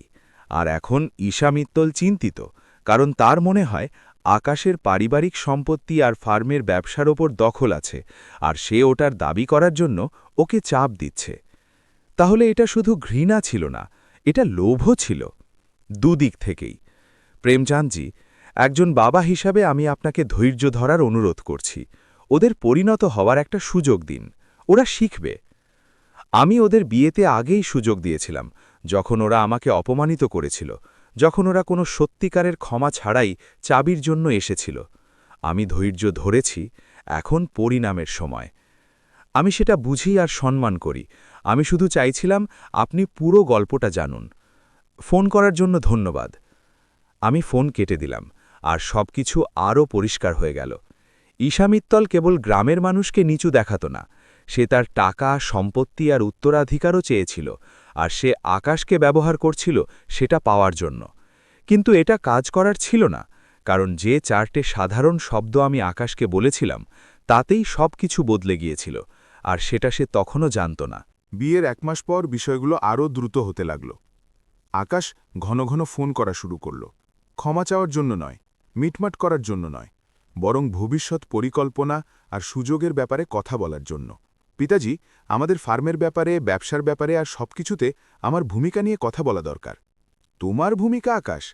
তুমি শহর বেছে নিয়েছ, তুমি কর্পোরেট চাকরি বেছে নিয়েছ, তুমি ফার্ম থেকে দূরে জীবন বেছে নিয়েছ। আমি জানি, কিন্তু আমি পুনরায় বিবেচনা করছি। ঈশা আর আমি কথা বলছি, আর আমরা ভাবছি হয়তো এটাই সময় যে আমি আরও বেশি যুক্ত হই, ব্যবসা শিখি, আর শেষে দায়িত্ব সামলাই। শেষে নাকি এখনই? আমার 56 বছর বয়স। খুব বুড়ো নই, কিন্তু একদম যুবকও নই। আর উত্তরাধিকার পরিকল্পনার জন্য এটা একটা ভালো সময় হবে। আর ফার্মে এই হঠাৎ আগ্রহ কি এটার সাথে সম্পর্কিত নয় যে এটা আসলে কতটা মূল্যবান? ওপাশে নিস্তব্ধতা। আপনি কিসের ব্যাপারে কথা বলছেন? আমি এই ব্যাপারে কথা বলছি যে ৩০ বছর ধরে তোমার ফার্ম নিয়ে, আমার ওপর আর গ্রামের জীবন নিয়ে লজ্জা লাগত, কিন্তু এখন যখন তুমি জানলে যে এখানে অনেক টাকা আছে, তখন হঠাৎ তুমি যুক্ত হতে চাইছ। কত সুবিধেজনক, তাই না? এটা টাকার জন্য নয়, তাই নাকি? তাহলে এসো, এখানে ৬ মাস কাজ করো, ভোর ৫টায় ওঠো, জমিতে কাজ করো, গবাদি পশুর দেখাশোনা করো, গ্রামের আসল কাজ করো, কোনো মাইনে ছাড়া, কোনো বিশেষ সুবিধে ছাড়া, শুধু কাজ করো। তারপর ভবিষ্যতের কথা ভাবব। পিতাজি, এটা বোকামি। আমার কাজ আছে, দায়িত্ব আছে। একেবারে ঠিক। আপনি যে জীবন বেছে নিয়েছেন সেটাই বাঁচুন। দুটো একসাথে হতে পারে না। যখন দরকার নেই তখন ফার্মকে ঘৃণা করবেন, আর যখন এটার মূল্য বুঝবেন তখন এটার উপর দাবি করবেন। আমি ওটাকে ঘৃণা করি না। আকাশ, তুমি আমাকে বললে ওটা শুধু একটা ফার্ম। তোমার স্ত্রী আমাদের গেঁও বলল, যারা ছবির যোগ্য নয়, আর তোমাদের দুজনের কেউই সততার সাথে ক্ষমা চাওনি, তাই না? আমরা এখানে তোমার ভবিষ্যৎ নিয়ে কথা বলবো না, কারণ তোমার জন্য এখানে কোনো ভবিষ্যৎ নেই, অন্তত সেই শর্তে নয় যা তুমি আশা করো। এর মানে কি? এর মানে হল আমি সম্পত্তির কাঠামোতে, আমার উইলে, সব কিছুতে পরিবর্তন করেছি, আর এই পরিবর্তন বাস্তবতাকে প্রতিফলিত করে যে তুমি এটার গুরুত্ব দাও না, তাই তুমি এটা নিয়ন্ত্রণও করবে না। আপনি এমনটা করতে পারেন না। আমি আপনার ছেলে, আপনার একমাত্র ছেলে। আর পূজা আমার মেয়ে, আমার একমাত্র মেয়ে, যে ফার্মকে ভালোবাসে, এটার সম্মান করে, আর যে কোনোদিন নিজের শিকড় নিয়ে লজ্জিত হয়নি, তাই সে উত্তরাধিকার নিয়ন্ত্রণ করবে। এটা অন্যায়। ও একজন মেয়ে, আমারই পাওয়া উচিত। আপনার পাওয়া উচিত কেন? কারণ আপনি একজন পুরুষ। এগুলো পুরনো সেকেলে চিন্তাধারা, আর আমি সেগুলো মানি না। ফার্ম সেই পাবে যে এটার যোগ্য হবে, যে এটার কদর করবে, আর সেটা তুমি নও। আমি আইনি লড়াই করব। আপনি আমাকে এভাবে বেদখল করতে পারেন না। আমি তোমাকে বেদখল করছি না। তুমি কিছু পাবে, কিন্তু নিয়ন্ত্রণ পাবে না, সিদ্ধান্ত নেওয়ার ক্ষমতা পাবে না, কেবল ব্যবহারের অধিকার পাবে। যদি তুমি এখানে থাকা আর কাজ করা বেছে নাও, অর্থাৎ সেই গেও হওয়া বেছে নাও যাকে তুমি আর তোমার স্ত্রী এত ঘৃণা করো। এটা প্রতিশোধ। টেনশনের মুহূর্তে বলা কথার জন্য এটা প্রতিশোধ। এটা প্রতিশোধ নয়, এটা পরিণাম। আর আকাশ, তুমি যত বেশি লড়াই করবে, যত বেশি হুমকি দেবে, তত বেশি তুমি এটা প্রমাণ করবে যে আমি সঠিক সিদ্ধান্ত নিয়েছি। কারণ যদি তুমি সত্যি ফার্মকে ভালোবাসতে, তবে তুমি নিয়ন্ত্রণের জন্য লড়তে না। তুমি ওটাতে কাজ করার, ওটাকে সম্মান করার আর ওটাকে বাঁচিয়ে রাখার সুযোগের জন্য লড়তে। আমি বিশ্বাস করতে পারছি না আপনি এমনটা করছেন। আমি বিশ্বাস করতে পারছি না যে তুমি তোমার বিয়েতে আমাকে বিনা প্রতিবাদে অপমানিত হতে দিলে, তুমি তোমার স্ত্রীকে আমাদের অপমান করতে দিলে, আর তুমি কোনোদিনও বাস্তব অনুতাপ দেখালে না। তাই আমরা এখন সমান সমান। সে রাগে ফোন কেটে দিল, আর আমি সেখানেই দাঁড়িয়ে রইলাম, কষ্ট আর স্বস্তির এক মিশ্র অনুভূতি নিয়ে। ছেলের সাথে সম্পর্ক ভাঙার কষ্ট আর স্পষ্ট সীমা নির্ধারণ করার স্বস্তি। সুমিত্রা দেবী সব শুনেছিলেন। আপনি কি এ ব্যাপারে নিশ্চিত? ও আপনার ছেলে, আমার নিজের সন্তান, যে আমাকে নিয়ে লজ্জিত হওয়া বেছে নিয়েছিল, যে নিজের স্ত্রীকে আমাদের সাথে আবর্জনার মতো ব্যবহার করতে দিয়েছিল, যে তখনই ফিরে এলো যখন সে জানতে পারল যে এখানে অনেক টাকা আছে। হ্যাঁ সুমিত্রা, আমি নিশ্চিত। আর যদি ওরা অনুতাপ করে, যদি ওরা বদলায়, তবে আমি আবার ভেবে দেখব। কিন্তু আসল পরিবর্তনের জন্য সময়ের প্রয়োজন হয়, নম্রতা লাগে, ভুলগুলো স্বীকার করতে হয়, আর আকাশ বা ঈশার মধ্যে আমি এগুলোর কোনো কিছুই দেখতে পাচ্ছি না। 2 দিন পর পূজা আমাকে দুশ্চিন্তা নিয়ে ফোন করল। পিতাজি, আকাশ আমার সাথে যোগাযোগ করেছে। ও খুব রাগে আছে। ও বলছে আপনি ওকে বেদখল করে দিয়েছেন, আপনি আমাকে সব কিছু দিয়ে দিয়েছেন, আর ও চায় আমি যেন উত্তরাধিকার ত্যাগ করি, আমি যেন ঘোষণা করি যে আমার এটার প্রয়োজন নেই। আর তুমি ওকে কি বললে? না, আমি বললাম যদি আপনি এমন সিদ্ধান্ত নিয়ে থাকেন, তবে সেটা নিশ্চয়ই ভালো কোনো কারণেই নিয়েছেন, আর আমি আপনার সিদ্ধান্তের উপর প্রশ্ন তুলব না। আর ও কেমন প্রতিক্রিয়া দিল? ও আমাকে বিশ্বাসঘাতক বলল। ও বলল আমি বুড়ো পিতাকে নিজের কবজায় আনছি আর আপনার ক্ষণিক রাগের ফায়দা তুলছি। বুড়ো পিতা? আমার 56 বছর বয়স, আর আমি হয়তো আকাশের চেয়েও ভালো স্বাস্থ্যের অধিকারী। আমি ওকে এটাই বললাম। কিন্তু পিতাজি, ও খুব মরিয়া হয়ে আছে, আর ঈশা মিত্তাল ওর উপর চাপ দিচ্ছে। যখনই ও আমার সাথে কথা বলে, আমি ব্যাকগ্রাউন্ডে ঈশার গলা শুনতে পাই, যে কি বলতে হবে আর কিভাবে ফায়দা তুলতে হবে। তাহলে দুজনেই নিজের আসল চেহারা দেখাচ্ছে। আর আমরা কি করব? কিছুই না। আমরা সীমা বজায় রাখব, জীবন চলতে থাকবে আর অপেক্ষা করব, এটা দেখার জন্য যে ওরা কিছু শেখে কিনা, নাকি চিরতরে দূরে সরে যায়। যেটাই হোক না কেন, আমি এই ফলাফলে শান্তিতে আছি। 1 সপ্তাহ পর এক অপ্রত্যাশিত সাক্ষাৎ হল। ঈশা মিত্তলের পিতা শ্রী মিত্তল না বলে ফার্মে চলে এলেন। শর্মাজি, আমাকে আপনার সাথে কথা বলতে হবে। পিতার সাথে পিতার কথা, আসুন। আমরা বারান্দায় বসলাম। সুমিত্রা দেবী কফি বানালেন, আর শ্রী মিত্তলকে খুব ক্লান্ত আর হেরে যাওয়া মনে হচ্ছিল। আমার মেয়ে নিয়ন্ত্রণের বাইরে চলে গেছে, তিনি শুরু করলেন। যবে থেকে সে আপনার উইলে পরিবর্তনের কথা জেনেছে, সে জেদ ধরেছে। আকাশের ওপর অনবরত চাপ দিচ্ছে লড়াই করার জন্য, মামলা করার জন্য, যা প্রয়োজন তাই করার জন্য, যাতে সে ওটা ফিরে পায় যেটা তার। যেটা তার? আকাশ এখানে কোনোদিন কাজ করেনি, কোনোদিন কিছু তৈরি করেনি। এটা তার হয় কি করে? ওটা ওর নয়, আপনি ঠিকই বলছেন, কিন্তু ঈশা এটাকে অন্যভাবে দেখে। তার মনে হয়েছিল আকাশকে বিয়ে করে সে তার ভবিষ্যৎ সুরক্ষিত করছে, সম্পদের নাগাল পাবে, আর এখন যখন সেটা বিপদে, সে খুব মরিয়া হয়ে পড়েছে। আপনি আমাকে এটা কেন বলছেন? কারণ আমি চাই আপনি কিছু বুঝুন। আমার মেয়ের মধ্যে অনেক খামতি আছে, কিন্তু তার কিছুটা আমারও ভুল। আমি ওকে অবাস্তব প্রত্যাশা দিয়ে বড় করেছি, এই ধারণার সাথে যে ও নাম, পরিবার আর প্রতিপত্তির কারণে কিছু জিনিসের হকদার। আর আমি ওকে আসল কাজ, ত্যাগ ও নম্রতার ব্যাপারে শেখাইনি, তাই সে মনে করে সে যা করছে তা ঠিক। আর শর্মাজি, আমি আপনার কাছে কিছু চাইতে এসেছি। ওর জন্য বা আকাশের জন্য নয়, বরং একটা সম্ভাব্য ভবিষ্যতের জন্য। কোন ভবিষ্যৎ? ঈশা গর্ভবতী, 2 মাস। ওরা বাবা মা হতে চলেছে। আর সেই বাচ্চাটা আপনার নাতি হবে। সেই শব্দগুলো আমাকে চমকে দিল। নাতি? আমার রক্তের অংশ, কিন্তু ঈশারও অংশ। তার দ্বারাই বড় হবে, তার মূল্যবোধের সাথে, গেয় লোকেদের প্রতি ঘৃণার সাথে, আড়ম্বরের প্রতি নেশার সাথে। আর তারা আশা করে যে এতে সবকিছু বদলে যাবে। নাতির জন্য আমি নুয়ে পড়ব? না, আমি শুধু দীর্ঘমেয়াদী প্রভাবের কথা বিবেচনা করতে বলছি। সেই বাচ্চাটার 2 তরফ থেকেই দাদা দাদির প্রয়োজন হবে। আর যদি আপনাদের মধ্যে যুদ্ধ চলে, তবে বাচ্চাটাই কষ্ট পাবে। বাচ্চাটা সেই সব বাবা মায়ের কাছে মানুষ হলে আরও বেশি কষ্ট পাবে, যারা সৎ কাজকে মর্যাদা দেয় না, যারা নিজেদের শিকড়কে ঘৃণা করে, যারা শেখায় যে চরিত্রের চেয়ে বেশি আড়ম্বর গুরুত্বপূর্ণ। আপনি ঠিকই বলছেন, কিন্তু না, আমি ওখানে উপস্থিত থাকতে পছন্দ করি না, যদি তার মানে আমার সম্মানের সাথে আপোষ করা হয়। সরাসরি প্রভাব ফেলা বা সেই শিক্ষাগুলো সরাসরি দেওয়া সম্ভব নয়, যদি তার মানে অনবরত অসম্মান সহ্য করা হয়। ডন মিত্তল, আমি আপনার প্রশংসা করি যে আপনি এসেছেন আর মধ্যস্থতা করার চেষ্টা করেছেন, কিন্তু আমার অবস্থান স্পষ্ট। আকাশ আর ঈশার জন্য ফেরার পথ খোলা আছে, কিন্তু তার জন্য বাস্তব পরিবর্তনের প্রয়োজন। শুধু গর্ভাবস্থার জন্য নয়, বা শুধু সুবিধার জন্য নয়, বরং এজন্য যে ওরা বুঝুক ওরা ভুল ছিল। আর যদি ওরা কোনোদিন সেখানে না পৌঁছায়, তবে সেই বাচ্চাটা তার দাদা দাদিকে না জেনেই বড় হবে। আর এটা দুঃখজনক, কিন্তু এটা সেই সব নির্বাচনের ফল যা তার বাবা মা করেছে, আমি নই। ডন মিত্তল ধীরে ধীরে মাথা নাড়লেন। উনি আদর্শের মানুষ, আমি ওনাকে সম্মান করি, যদিও আমি চেয়েছিলাম কোনো সহজ সমাধান থাকত। সহজ সমাধান খুব কমই গুরুত্বপূর্ণ শিক্ষা দেয়। সেই সন্ধ্যায় আমি আমার উকিলকে ফোন করলাম, রোহান, সেই লোক যে 20 বছর ধরে আমার মামলা সামলাচ্ছে। রোহান, আমাকে কিছু কাগজ আপডেট করতে হবে। আমার উইল, ফার্মের সম্পত্তির কাঠামো, সবকিছু। কিছু হয়েছে নাকি? হ্যাঁ, আর আমাকে গুরুত্বপূর্ণ কিছু পরিবর্তন করতে হবে। কি ধরনের পরিবর্তন? আকাশ সবকিছুই প্রধান উত্তরাধিকারী ছিল, ফার্ম, ব্যবসা, সবকিছু। আমি ওটা পুরোপুরি বদলে দিতে চাই, পুরোপুরি। আমি চাই সবকিছু আমার মেয়ে পূজা পাক, আর সুমিত্রার জন্য একটা ট্রাস্ট তৈরি করতে চাই। কিন্তু আকাশকে কোনো কিছুরই নিয়ন্ত্রণ দেওয়া চলবে না। কেবল সীমিত ব্যবহারের অধিকার থাকবে যদি সে ফার্মে ফিরে আসার সিদ্ধান্ত নেয়, জমিতে কাজ করে, একজন কৃষকের মতো থাকে যাকে সে এত ঘৃণা করে। এটা খুব কঠোর, এটা জরুরি। তুমি কি কাগজগুলো তৈরি করতে পারবে? হ্যাঁ, কিন্তু প্রেমচাঁদ, তুমি কি একদম নিশ্চিত? রাগ তো চলে যেতে পারে। কষ্টের সময় নেওয়া স্থায়ী সিদ্ধান্ত অনুতাপ নিয়ে আসতে পারে।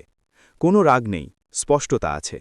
বহু বছরের মধ্যে এই প্রথমবার আমি পরিষ্কার দেখতে পাচ্ছি আমার ছেলে কে, এবং সেই জিনিসের উত্তরাধিকারী হবার যোগ্য নয় যা আমি তৈরি করেছি। যখন তার নিজের সেই পরিচয়ে লজ্জা লাগে, যখন সে তার স্ত্রীকে আমাদের অপমান করতে দেয়। ঠিক আছে, আমি সবকিছু তৈরি রাখব। তোমার কবে পর্যন্ত চাই? যত তাড়াতাড়ি সম্ভব, এই সপ্তাহের মধ্যে, যদি তুমি পারো। আমি করে দেব। এটা জেনে শুনেই অস্পষ্ট, কারণ যদি আমাকে তোমাদের এটা শেখাতে হয় যে নিজের বাবা মাকে কিভাবে সম্মান করতে হয়, তবে তোমরা কিছুই শেখোনি। সত্যিকারের সম্মান ভেতর থেকে আসে, কাজের তালিকা থেকে নয়। পিতাজি, আমাদের কাছে বাচ্চার জন্মের আগে 7 মাসেরও কম সময় আছে। আপনি কি সত্যিই সেই সময়টা আমাদের সাথে কোনো সম্পর্ক ছাড়াই কাটাতে চান? আমি সেটা চাই না, কিন্তু আমি কর্তব্যের খাতিরে কোনো লোক দেখানো সম্পর্কও চাই না। আমি অকৃত্রিমতা চাই, আর যদি এতে 7 মাসের বেশি সময় লাগে তবে তাই হোক। আমি ফোন রাখলাম, আর আমার কিছু একটা উপলব্ধি হলো। আমি এতে মজা পাচ্ছিলাম না।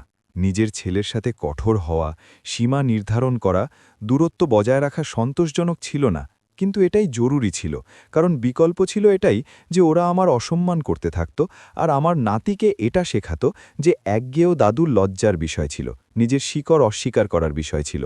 আর সেটা হতে যাচ্ছিল না, অন্তত আমার নজরে থাকতে থাকতে নয়। গর্ভাবস্থার ঘোষণার 3 মাস পর কিছু একটা বদলে গেল। আকাশ একাই অমরপুর ফার্মে ঈশা ছাড়াই সকাল 6টার সময় এলো। তুমি এখানে কি করছো? আমি ওকে রাস্তায় দেখে জিজ্ঞেস করলাম। আমি কাজ করতে এসেছি। যদি প্রস্তাবটা এখনও খোলা থাকে, তবে 6 মাস এখানে কাজ করে শিখে কোনো বিশেষ মাইনে ছাড়াই শুধু কাজ করব। এখন কেন? এই পরিবর্তন কেন? কারণ আমি বাবা হতে চলেছি, আর আমি চাই না আমার ছেলে আমাকে নিয়ে লজ্জিত হোক, যেমনটা আমি আপনাকে নিয়ে লজ্জিত হয়েছিলাম।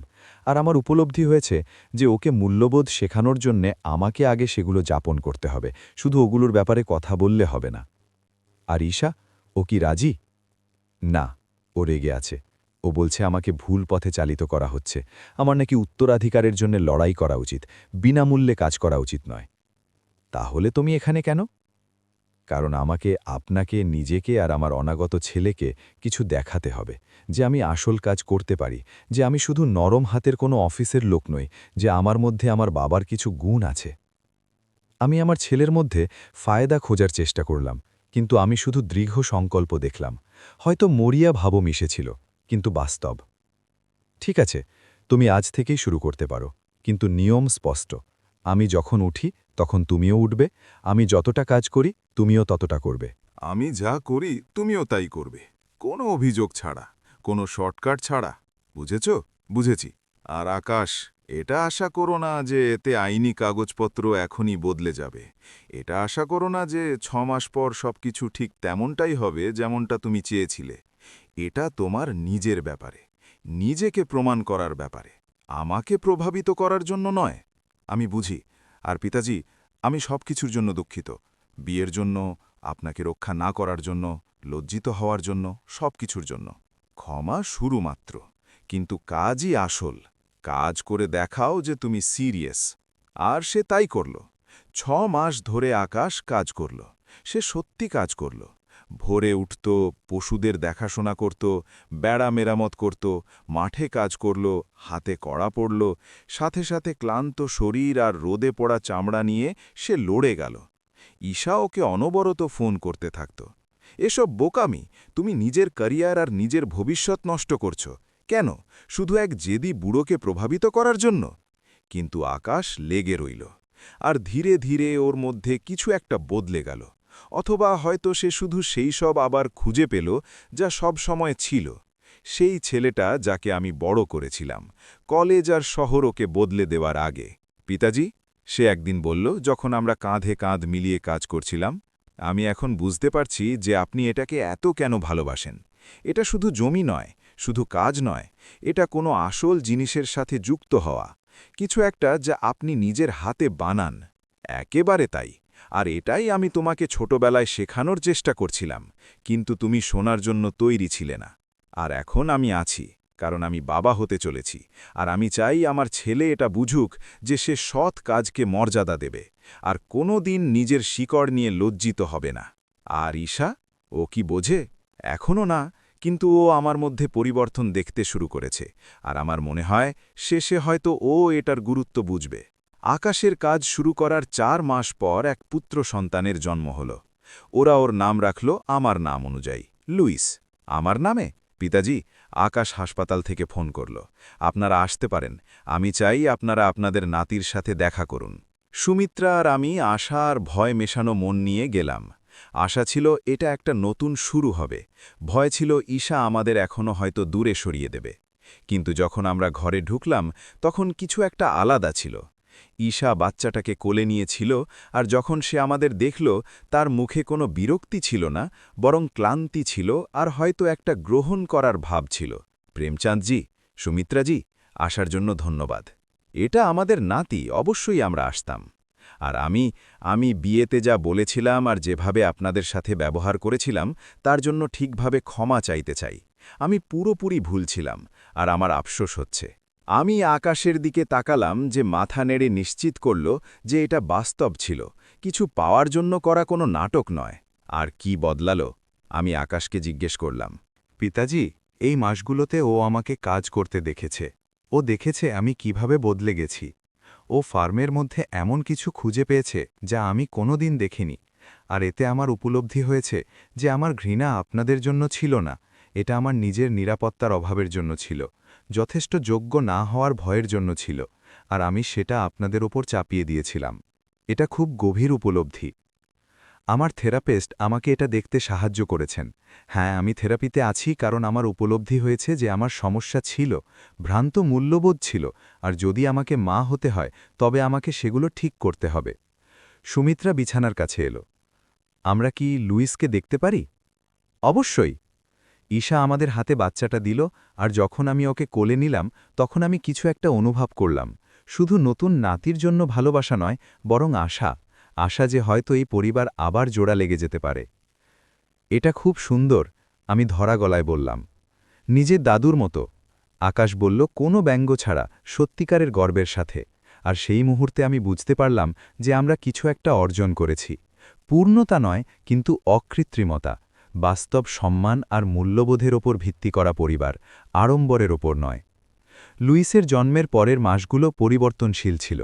আকাশ ফার্মে কাজ করা চালিয়ে গেল, না কেবল সেই 6 মাস যা সে কথা দিয়েছিল, বরং তার থেকেও বেশি। সে এমন একটা উদ্দেশ্য খুঁজে পেল যা সে নিজের কর্পোরেট কাজে কোনোদিন পায়নি। পিতাজি, আমি আপনাকে কিছু জিজ্ঞেস করতে চাই, আর আপনি না বলতে পারেন, কিন্তু আমাকে জিজ্ঞেস করতে হবে। বলো। আমি ঈশা আর লুইসের সাথে স্থায়ীভাবে এখানে ফার্মে থাকতে চাই, এখানেই জীবন গড়তে চাই, আপনার সাথে কাজ করতে চাই, সব কিছু শিখতে চাই। উত্তরাধিকারের জন্য নয়, টাকার জন্য নয়, বরং এই জন্য যে আমি এখানকারই সন্তান। আমি আমার ছেলের দিকে তাকালাম। এখন ওর হাতে মাটির গন্ধ ছিল, রোদে পোড়া চামড়া ছিল, শারীরিক পরিশ্রমে ওর শরীর শক্ত হয়ে গিয়েছিল। আর আমি এক বাস্তব পরিবর্তন দেখলাম, নাটক নয়, বরং এক সত্যিকারের রূপান্তর। আর ঈশা, ও কি রাজি? ফার্মের জীবন শহর থেকে আলাদা, এটা একাকিত্ব, এটা কঠোর পরিশ্রম। এটা সেই সমাজ থেকে দূরে থাকা যাকে সে চেনে। আমরা অনেক কথা বলেছি, এবং সে বলছে যে সে এটাকে পরখ করে দেখতে চায়। সে চায় লুইস এখানে মূল্যবোধের সাথে, মাটির সাথে যুক্ত পরিবারের সাথে বেড়ে উঠুক। আর তার পরিবার, অরুণ কুমারজি এবং তার স্ত্রী, তারা কি ভাবেন? শুরুতে তারা ভয় পেয়েছিলেন, কিন্তু লুইসের সাথে দেখা করার পর এবং আমরা কিভাবে বদলে গেছি সেটা দেখার পর তারা বুঝতে শুরু করেছেন। অরুণ কুমারজি আমাকে একটা আকর্ষণীয় কথা বললেন। কি? যে তিনিও গ্রাম থেকে এসেছেন, তার বাবা জমিতে কাজ করতেন, কিন্তু তিনি এটা নিয়ে লজ্জিত ছিলেন। নিজের শিকড় থেকে পালানোর জন্যই তিনি কাপড়ের ব্যবসা তৈরি করেছিলেন। আর এখন নিজের মেয়েকে একই ধরনের শিক্ষা গ্রহণ করতে দেখে তিনি নিজের ভুল বুঝতে পারছেন। তাই আমরা সবাই শিখছি। একেবারে ঠিক। আর পিতাজি, উইলে পরিবর্তনের ব্যাপারে আমি বুঝতে পারছি আপনি কেন ওগুলো করেছেন, এবং আমি সেগুলো নিয়ে কোনো প্রশ্ন তুলছি না। পূজারই নিয়ন্ত্রণ পাওয়া উচিত। সে কোনোদিন বিশ্বাস হারায়নি, কোনোদিন লজ্জিত হয়নি, তাই এটাই উচিত। আকাশ, উইল বদলাতে পারে, এটা কোনো স্থির নথি নয়। আর যদি তুমি এটা দেখানো জারি রাখো যে তুমি এটার গুরুত্ব দিচ্ছ, এটা সম্মান করছ, তবে সমন্বয় করা যেতে পারে। কিন্তু কোনো কিছুর আশা করো না। এটা কোনো পুরস্কারের আশায় করো না। আমি করছি না। আমি এটা এজন্য করছি কারণ এটাই সঠিক। কারণ আমি চাই আমার ছেলে এমন একজন বাবাকে দেখুক যে সততার সাথে কাজ করে, যে কোনো শর্টকাট খোঁজে না, যে আসল কিছু তৈরি করে। তাই হ্যাঁ, তুমি এখানে থাকতে পারো। একটা পুরনো বাড়ি আছে যেটাকে আমরা নতুন করে সংস্কার করতে পারি। ওটা তোমার দাদা দাদির ছিল। ওটার কাঠামো ভালো, কাজের মাধ্যমে ওটা তোমার পরিবারের জন্য একটা আদর্শ বাড়ি হতে পারে। সত্যি পিতাজি, ধন্যবাদ। আপনি জানেন না এটার মানে কি? হ্যাঁ, আমি জানি, কারণ এটার মানে হল যে তুমি সুবিধা, আড়ম্বর এবং সেই সব জিনিসের ওপরে পরিবার, মূল্যবোধ ও শিকড়কে বেছে নিচ্ছ, যা তোমাকে আমাদের থেকে দূরে করে দিয়েছিল।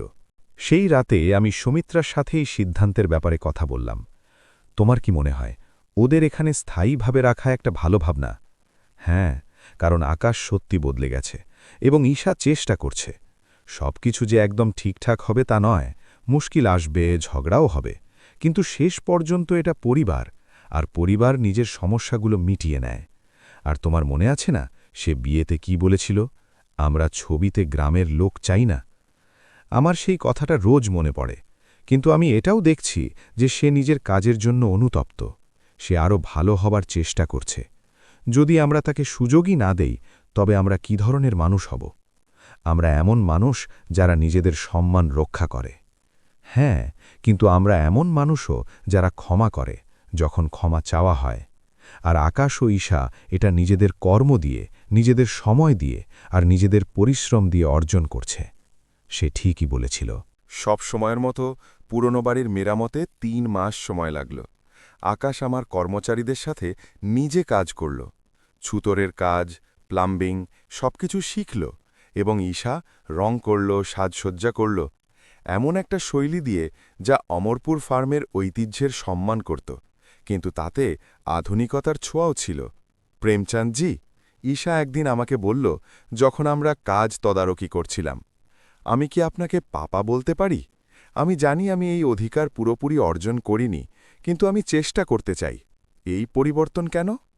কারণ আমি একটা কথা বুঝতে পেরেছি, আমি আমার পুরো জীবন ভুল জায়গায় নিজের পরিচয় খুঁজেছি, মর্যাদায়, টাকায়, আড়ম্বরে, আর আমি জরুরি জিনিসগুলো ভুলে গিয়েছিলাম।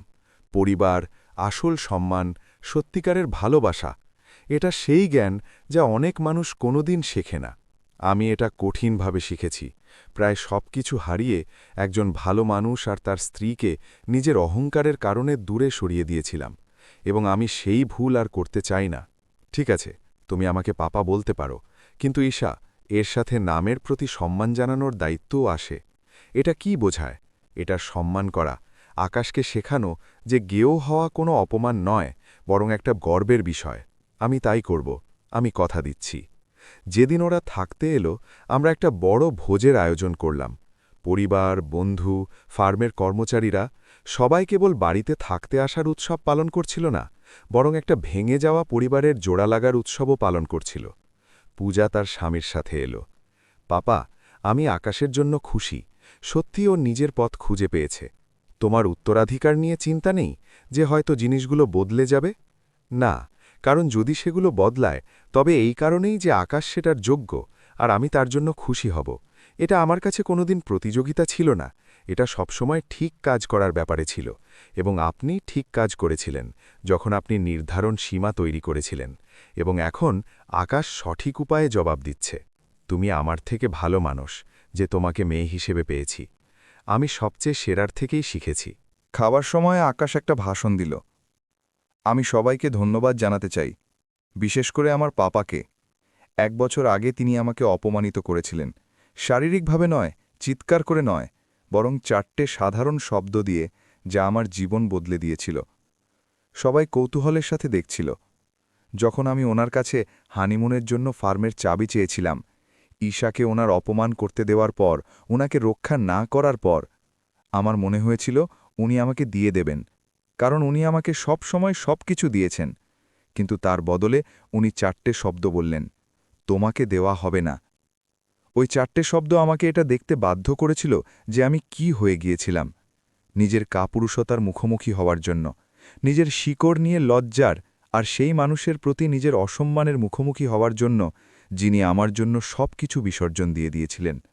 আর যদিও সেই সময় আমি রাগে ছিলাম, এখন আমি বুঝি যে ওটা সবথেকে বড় উপহার ছিল, কারণ ওই শব্দগুলো আমাকে বদলাতে, কাজ করতে এবং এটা প্রমাণ করতে অনুপ্রাণিত করেছিল, কথা দিয়ে নয়, বরং কাজ দিয়ে, যে আমি আরও ভালো হতে পারতাম।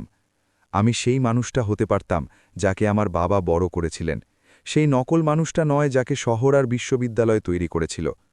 সবাই তালি বাজালো, আর আমি অনেকের চোখেই জল দেখলাম, কারণ এই গল্পটা সবার মনে দোলা দিচ্ছিল। এক ছেলের গল্প যে নিজের পথ হারিয়ে ফেলেছিল, আর তারপর সেটা আবার খুঁজে পেল। আর ঈশা, আকাশ বলতে থাকল, সেও কিছু বলতে চায়। ঈশা লুইসকে কোলে নিয়ে ঘাবড়ে গিয়ে দাঁড়াল। 1 বছর আগে আমি ভয়ানক কথা বলেছিলাম, আমরা ছবিতে গ্রামের লোক চাই না। আর ওই শব্দগুলো প্রায় এই পরিবারকে ধ্বংস করে দিয়েছিল, প্রায় আমার ছেলেকে অদ্ভুত দাদা দাদিকে চেনা থেকে বঞ্চিত করে দিয়েছিল, প্রায় আমার সব কিছু কেড়ে নিয়েছিল। আমার কাছে কোনো অজুহাত নেই, কেবল একটা ব্যাখ্যা আছে। আমাকে ভ্রান্ত মূল্যবোধ দিয়ে বড় করা হয়েছিল, এটা বিশ্বাস করিয়ে যে আড়ম্বর চরিত্রের চেয়ে বেশি গুরুত্বপূর্ণ, মর্যাদা সারবস্তুর চেয়ে মূল্যবান। আর আমি সেই নিরাপত্তাহীনতাগুলো সেই সব লোকেদের ওপর চাপিয়ে দিয়েছিলাম যারা সেটার যোগ্য ছিল না।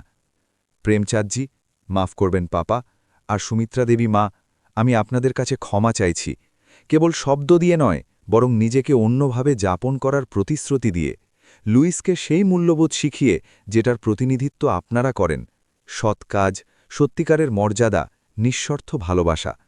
আর আমি কথা দিচ্ছি যে লুইস তার দাদা দাদির নাতি হওয়ার জন্য গর্ব করবে, নিজের শিকড় নিয়ে গর্ব করবে, সেই পরিবারের ওপর গর্ব করবে যারা তাকে ভালোবাসে। সুমিত্রা এখন অঝরে কাঁদছিল, আর আমিও চোখের জল অনুভব করছিলাম, কারণ এটা আমার আশার থেকেও অনেক বেশি ছিল, যতটা আমি ভেবেছিলাম সম্ভব হবে। একটা সত্যিকারের পরিবর্তন, কেবল ব্যবহারে নয়, বরং হৃদয়েও।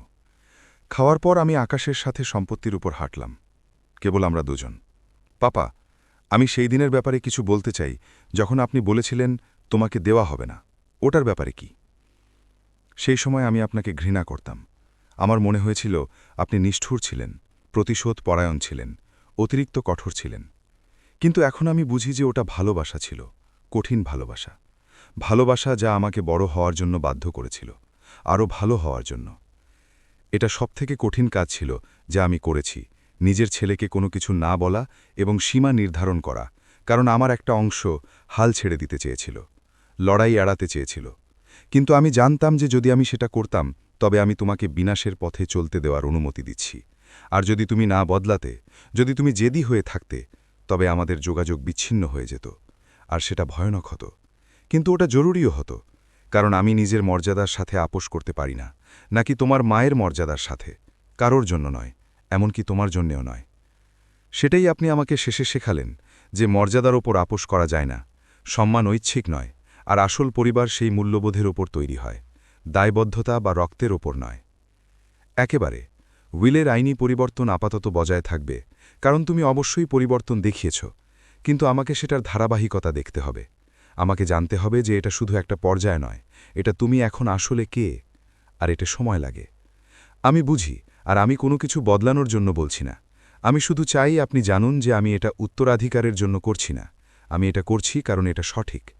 আমি জানি, আর সেই কারণেই হয়তো কোনো না কোনো সময় সমন্বয় হবে, কিন্তু আজ নয়, কাল নয়, যখন সঠিক সময় আসবে।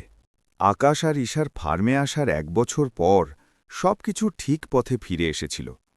আকাশ রোজ আমার সাথে কাজ করত, শুধু শারীরিক দিকগুলোই নয়, বরং ব্যবসার হিসেবপত্র, ব্যবস্থাপনা সবকিছু শিখছিল। তোমার মধ্যে এটার জন্য প্রতিভা আছে, আমি একদিন খাতা দেখতে দেখতে ওকে বললাম। তোমার কলেজের শিক্ষা আর ব্যবহারিক অভিজ্ঞতা তোমাকে এক অনন্য দৃষ্টিভঙ্গি দেয়। ধন্যবাদ পিতাজি। আর আমি ব্যবসার বিস্তারের ব্যাপারে ভাবছিলাম, কৃষি ব্যবসায় এমন সুযোগ আছে যা আমরা কাজে লাগাচ্ছি না। আমাকে দেখাও। আর সে দেখালো একটা পুরো পেশাদার প্রেজেন্টেশন, কিন্তু ফার্মের বাস্তবতার উপর ভিত্তি করে, শুধু অফিসের তত্ত্ব নয়। আর সেগুলো ভালো আইডিয়া ছিল, সত্যি ভালো। এটা কাজ করতে পারে, আমি স্বীকার করলাম, কিন্তু এতে বিনিয়োগ আর ঝুঁকির প্রয়োজন আছে। তুমি কি সেটার জন্য তৈরি? হ্যাঁ, আর আমার কাছে একটা প্রস্তাব আছে। আমাকে আপনার তদারকিতে এই প্রকল্পের নেতৃত্ব দিতে দিন। যদি এটা সফল হয়, তবে এটা প্রমাণ করবে যে আমি বাস্তবে অবদান রাখতে পারি। যদি ব্যর্থ হয়, তবে আমি এক মূল্যবান শিক্ষা পাব। যেভাবেই হোক আমরা এগিয়ে যাব। ঠিক আছে, কিন্তু আমরা একটা ছোট পাইলট প্রজেক্ট শুরু করব, ফলাফল দেখব আর তারপর বিস্তার করব। একদম ঠিক। ঈশাও নিজের জায়গা করে নিয়েছিল, খেতে কাজ না করে বরং প্রশাসনিক দিক সামলে, বিলিং, মানব সম্পদ, গ্রাহক সম্পর্ক। আর সে খুব ভালো ছিল, খুব ভালো।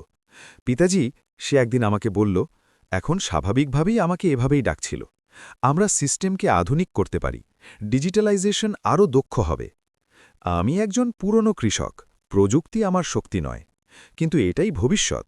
আর যদি আমরা চাই ফার্ম ফুলে ফেপে উঠুক, তবে আমাদের মানিয়ে নিতে হবে, প্রথাগত মূল্যবোধ বজায় রেখে আধুনিক সরঞ্জামের ব্যবহার করে। তোমার কথা ঠিক, এগিয়ে যাও, কিন্তু আমাকে শেখাও। আমি নিজের ব্যবসায় সেকেলে হয়ে থাকতে চাই না। আর সে ধৈর্য ধরে আমাকে শেখালো কম্পিউটার, সিস্টেম, সেই সব জিনিস যা আমি কোনোদিন ভাবিনি যে আমি শিখব। আর যদিও এটা একটা চ্যালেঞ্জ ছিল, এটা ফার্মকে তার পরিচয় না হারিয়ে বিকশিত হতে দেখাটাও রোমাঞ্চকর ছিল। আমার নাতি প্রেম খুব দ্রুত বড় হচ্ছিল।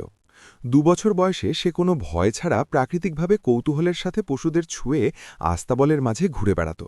দাদাজি, সে নিজের সীমাবদ্ধ ভাষায় বলতো, ঘোড়া। হ্যাঁ আমার বাচ্চা, ঘোড়া। তুমি কি কোনোদিন সবারি করা শিখবে? তোমার পিতার মতো, আমার মতো, আপনার মতো? সে বড় বড় চোখে জিজ্ঞেস করত। একেবারে। তুমি শর্মা, আর শর্মারা গর্বের সাথে মাটিতে কাজ করে কোনো লজ্জা ছাড়া। ঈশা এই কথোপকথনগুলো দেখত, আর একদিন আমাকে বলল, ধন্যবাদ। কেন? প্রেমকে ওটা দেবার জন্য যা আমি কোনো দিন পাইনি, কোনো আসল জিনিসের সাথে সংযোগ। এমন পরিবার থেকে যারা আড়ম্বরের চেয়ে কাজকে বেশি গুরুত্ব দেয়। গভীর শিকড়। ও তোমার ছেলে আর আমার নাতি। অবশ্যই আমি তাকে ওসব দিতাম, কিন্তু তুমি আমাদের প্রত্যাখ্যান করতে পারতে। আমি যা করেছি তারপর আমাদের প্রত্যাখ্যান করতে পারতে, আর তুমি ঠিক হতে। তাই এমনটা না করার জন্য ধন্যবাদ, আমাদের বড় হওয়ার সুযোগ দেওয়ার জন্য। আসার 2 বছর পর আমি সুমিত্রা, আকাশ, ঈশা, পূজা আর আমার উকিল রাঘবের সাথে এক পারিবারিক বৈঠক ডাকলাম। আমি এটা এজন্যই একত্রিত করেছি কারণ আনুষ্ঠানিক আইনি পরিবর্তন করার সময় এসে গেছে। কি ধরনের পরিবর্তন? পূজা জিজ্ঞেস করল। আকাশ 2 বছর ধরে এটা দেখিয়েছে যে সে প্রতিজ্ঞাবদ্ধ, সে ফার্মকে গুরুত্ব দেয়, সে বাস্তবে বদলে গেছে। তাই এটা সময় যে এটাকে স্বীকৃতি দেওয়া হোক। পিতাজি, আপনার এটার প্রয়োজন নেই। আকাশ শুরু করল। আমাকে শেষ করতে দাও। আমি পরিবর্তনগুলোকে পুরোপুরি উল্টে দিচ্ছি না। পূজার এখনও গুরুত্বপূর্ণ নিয়ন্ত্রণ থাকবে, কারণ সে কোনোদিন বিশ্বাস হারায়নি, কোনোদিন দূরে যায়নি। কিন্তু আমি সমন্বয় করব, যাতে আকাশেরও অংশীদারিত্ব থাকে, কম কিন্তু বাস্তব। আর ঈশা? ঈশা ঘাবড়ে গিয়ে জিজ্ঞেস করল। তোমাকেও একটা ছোট অংশীদারিত্ব দেব, তোমার কাজের স্বীকৃতি হিসাবে, সেই পরিবর্তনের জন্য যা তুমি এনেছ, সেই পরিবারের জন্য যাকে তুমি তৈরি করতে সাহায্য করেছ। রাঘব নতুন কাঠামো অনুযায়ী নথিগুলো বিলি করল। পূজা 60%, আকাশ 30%, ঈশা 10%, আর ব্যবস্থাপনার ওপর স্পষ্ট শর্ত। গুরুত্বপূর্ণ নির্ধারণের জন্য সংখ্যাগরিষ্ঠের সম্মতি প্রয়োজন ছিল। কেউ অন্যের সম্মতি ছাড়া বিক্রি করতে পারত না। এটা ফার্মকে রক্ষা করবে, আমি বোঝালাম। এটা নিশ্চিত করে যে এটা পরিবারেই থাকবে, যাতে এটাকে আবেগের বশে বিক্রি করা না যায়, আর এটা সবার অবদানকে স্বীকৃতি দেয়। পিতাজি, এটা আমাদের যোগ্যতার থেকে অনেক বেশি, আকাশ ধরা গলায় বলল। এটা ঠিক সেটাই যার তুমি যোগ্য, তোমার কর্মের ওপর ভিত্তি করে, তোমার সময়ের ওপর, মূল্যবোধের নিরন্তর প্রদর্শনের ওপর ভিত্তি করে। আর যদি আমরা আবার ব্যর্থ হই? ঈশা জিজ্ঞেস করল। যদি আমরা ভুল করি তবে আমরা সেই ভুলগুলোর পরিবারের মতো মুখোমুখি হব। কিন্তু ঈশা, এই নথিতে শর্ত আছে। যদি পরিবার বা ব্যবসার ক্ষতি করার মতো ব্যবহারের ধরন দেখা যায়, তবে অংশীদারিত্ব বাতিল করা যেতে পারে। আমি এটা বিনা শর্তে দিচ্ছি না, এটা উন্নতির স্বীকৃতি, কিন্তু এটা জারি থাকার আশাও বটে। আমি বুঝি, আর আমরা আপনাকে নিরাশ করব না। পূজা আশ্চর্যজনকভাবে হাসছিল। পিতাজি, এটা একদম ঠিক, ন্যায়সঙ্গত, আর আমি আকাশের সাথে নিয়ন্ত্রণ ভাগ করে নিতে খুশি। ও এই অধিকার অর্জন করেছে। তোমার শতাংশ কমার জন্য কি কোনো খারাপ লাগছে না? না, কারণ এটা কোনোদিন শতাংশের ব্যাপারে ছিল না, এটা ঠিক কাজ করার ব্যাপারে ছিল, আর এটাই ঠিক কাজ। সেই রাতে যখন সবাই চলে গেল, সুমিত্রা আর আমি বারান্দায় বসে তারা দেখছিলাম, যেমনটা আমরা বিয়ের ৩৫ বছরে 1000 বার করেছি। আমরা করে দেখালাম, সুমিত্রা বলল। আমরা আমাদের পরিবারকে বাঁচিয়ে নিলাম। আমি জানি না আমরা ওদের বাঁচিয়েছি কিনা। আমার মনে হয় ওরা আমাদের ধাক্কায় নিজেদের বাঁচিয়েছে, কিন্তু কাজটা ওদেরই ছিল। তুমি কি এখন সবকিছুর সাথে শান্তিতে আছো? হ্যাঁ, কারণ আমরা আমাদের মর্যাদার রক্ষা করেছি। যখন প্রয়োজন ছিল তখন সীমা নির্ধারণ করেছি, আর যখন আমরা বাস্তব পরিবর্তন দেখলাম তখন আমরা কৃপার সাথে সাড়া দিলাম। আমরা বড়জোর এটুকুই করতে পারতাম। আর যদি ওরা জেদি হয়ে থাকত, যদি আকাশ কোনোদিন না বদলাত, তবে আমরা আমাদের ছেলেকে হারিয়ে ফেলতাম, আর সেটা ভয়ানক হতো। কিন্তু ওটা জরুরিও হতো, কারণ কিছু নীতি অপরিবর্তনীয় আর মর্যাদা সেগুলোর মধ্যে একটা। তুমি এক বুদ্ধিমান ব্যক্তি। না, আমি কেবল একজন কৃষক যে মূল্য বোঝে, সততার সাথে কাজ করা আর সেই কাজের জন্য কোনোদিন নিজেকে কম না ভাবা। সেই বদনাম হওয়া বিয়ের ৩ বছর পর আমরা আরও একটা উৎসবের আয়োজন করলাম, আকাশ আর ঈশার অঙ্গীকার নবীকরণের। কিন্তু এইবার অমরপুর ফার্মে সাধারণ সাজসজ্জার সাথে, সত্যিকারের লোকেদের মাঝে, কোনো লোক দেখানো সমাজ ছিল না। আকাশ আমাকে বলেছিল, আমরা এটা ঠিকভাবে করতে চাই, প্রথম বিয়ের তেতো স্মৃতিগুলোকে মুছে ফেলতে চাই, সঠিক মূল্যবোধের সাথে নতুন শুরু করতে চাই। আর ওরা সেটাই করল। গাছের নিচে এক সুন্দর অনুষ্ঠান হলো, যেখানে ছোট প্রেমচাঁদ ফুলের ঝুড়ি নিয়ে হাঁটছিল। সুমিত্রা আর আমি প্রথম সারিতে ছিলাম। না তো একপাশে ঠেলে দেওয়া হয়েছিল, না লুকানো হয়েছিল, বরং সম্মানিত হয়েছিলাম। অনুষ্ঠানের সময় আকাশ কথা বলল, ৩ বছর আগে আমি এই মহিলাকে বিয়ে করেছিলাম, কিন্তু আমি ভুল কারণে বিয়ে করছিলাম, আড়ম্বরের জন্য, মর্যাদার জন্য। সবকিছুই ছিল সেই সব জিনিসের জন্য যা আসলে কোনো গুরুত্ব রাখে না। আর সেই বিয়ের সময় আমরা আমাদের বাবা মাকে অপমানিত হতে দিয়েছিলাম, তাদের দূরে রেখেছিলাম, তাদের লজ্জার বিষয় ভুলে ভেবেছিলাম। আর ওটা আমার জীবনের সবথেকে বড় ভুল ছিল। আজ আমরা আমাদের অঙ্গীকারগুলো আবার পুনরাবৃত্তি করছি, কিন্তু এক আলাদা ভিতের ওপর, আলাদা মূল্যবোধের সাথে, পরিবারের সম্মানের সাথে, নিজেদের শিকড়ের সাথে, সেই সব জিনিসের সাথে যা আসলে গুরুত্বপূর্ণ। আর আমি জনসমক্ষে আপনাদের সবার সামনে বলতে চাই, পিতাজি, মা, আমি সেই দিনের জন্য, সেই মাসগুলোর জন্য, সব কিছুর জন্য দুঃখিত। আর আমাদের ছেড়ে না যাওয়ার জন্য, বরং আমাদের সেই সীমাগুলো শেখানোর জন্য ধন্যবাদ। আমাদের বড় হতে বাধ্য করার জন্য ধন্যবাদ। তাকে চাবি দিতে মানা করা কি নিষ্ঠুরতা ছিল? কেউ কেউ বলবে হ্যাঁ, যে আমার আরও বুদ্ধিমান হওয়া উচিত ছিল, আরও নমনীয় হওয়া উচিত ছিল, সাথে সাথে ক্ষমা করে দেওয়ার জন্য ইচ্ছুক হওয়া উচিত ছিল। কিন্তু আমি বলি যে ওটা ভালোবাসা ছিল, ভালোবাসা যা আমার ছেলেকে বিনাশের পথে চলতে দেওয়ার অনুমতি দিতে অস্বীকার করেছিল, ভালোবাসা যা এক মানদণ্ড স্থাপন করেছিল, আমাকে সম্মান করো, নতুবা আমি যা তৈরি করেছি সেটা থেকে দূরে থাকো।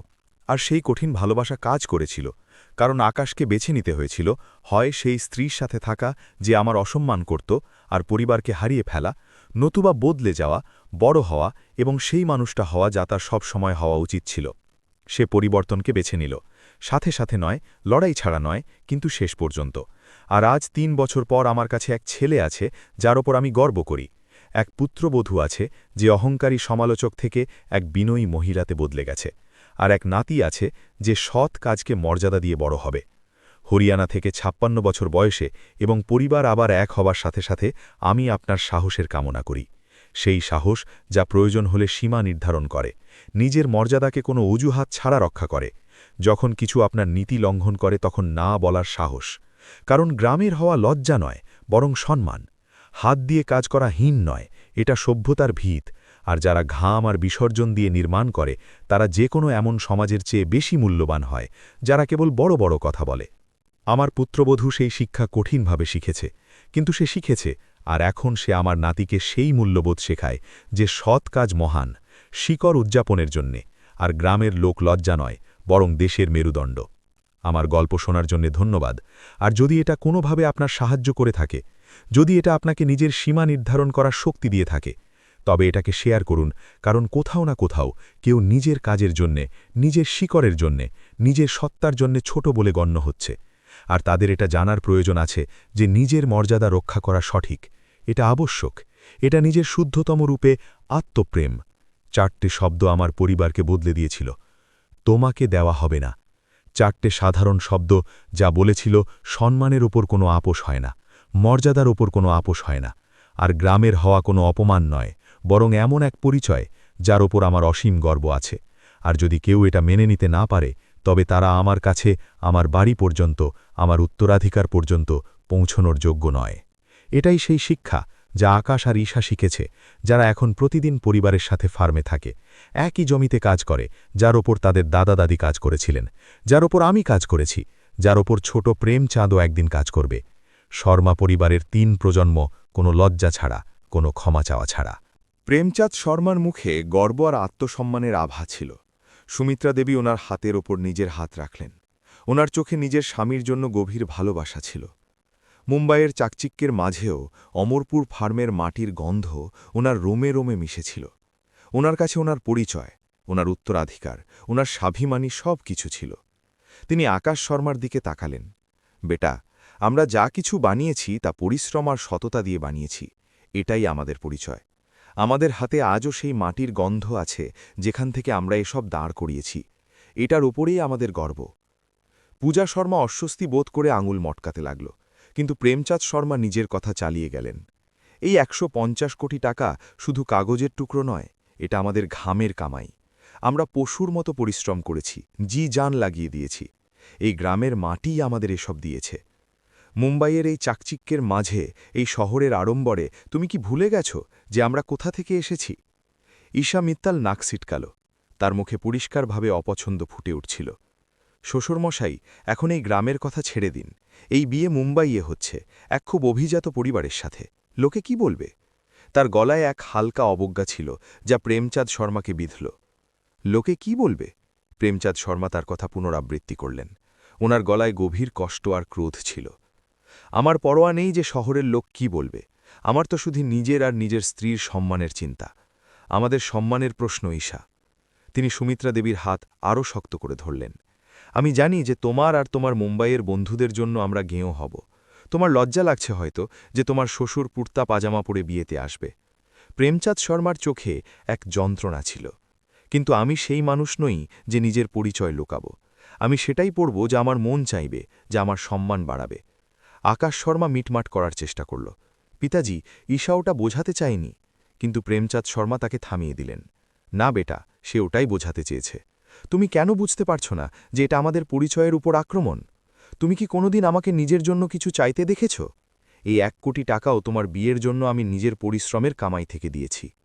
প্রেমচাঁদ শর্মা এক লম্বা শ্বাস নিলেন। আমার কোনো তফাৎ পড়ে না যে আমার ব্যাংক ব্যালেন্স কত বড়। আমার শুধু এই তফাৎ পড়ে যে আমার পরিবারের লোক আমাকে আর আমার স্ত্রীকে সম্মান করুক। তিনি নিজের কথা শেষ করলেন। ওনার চোখে এক সংকল্প ছিল, আর এটাই শেষ পর্যন্ত সবথেকে গুরুত্বপূর্ণ।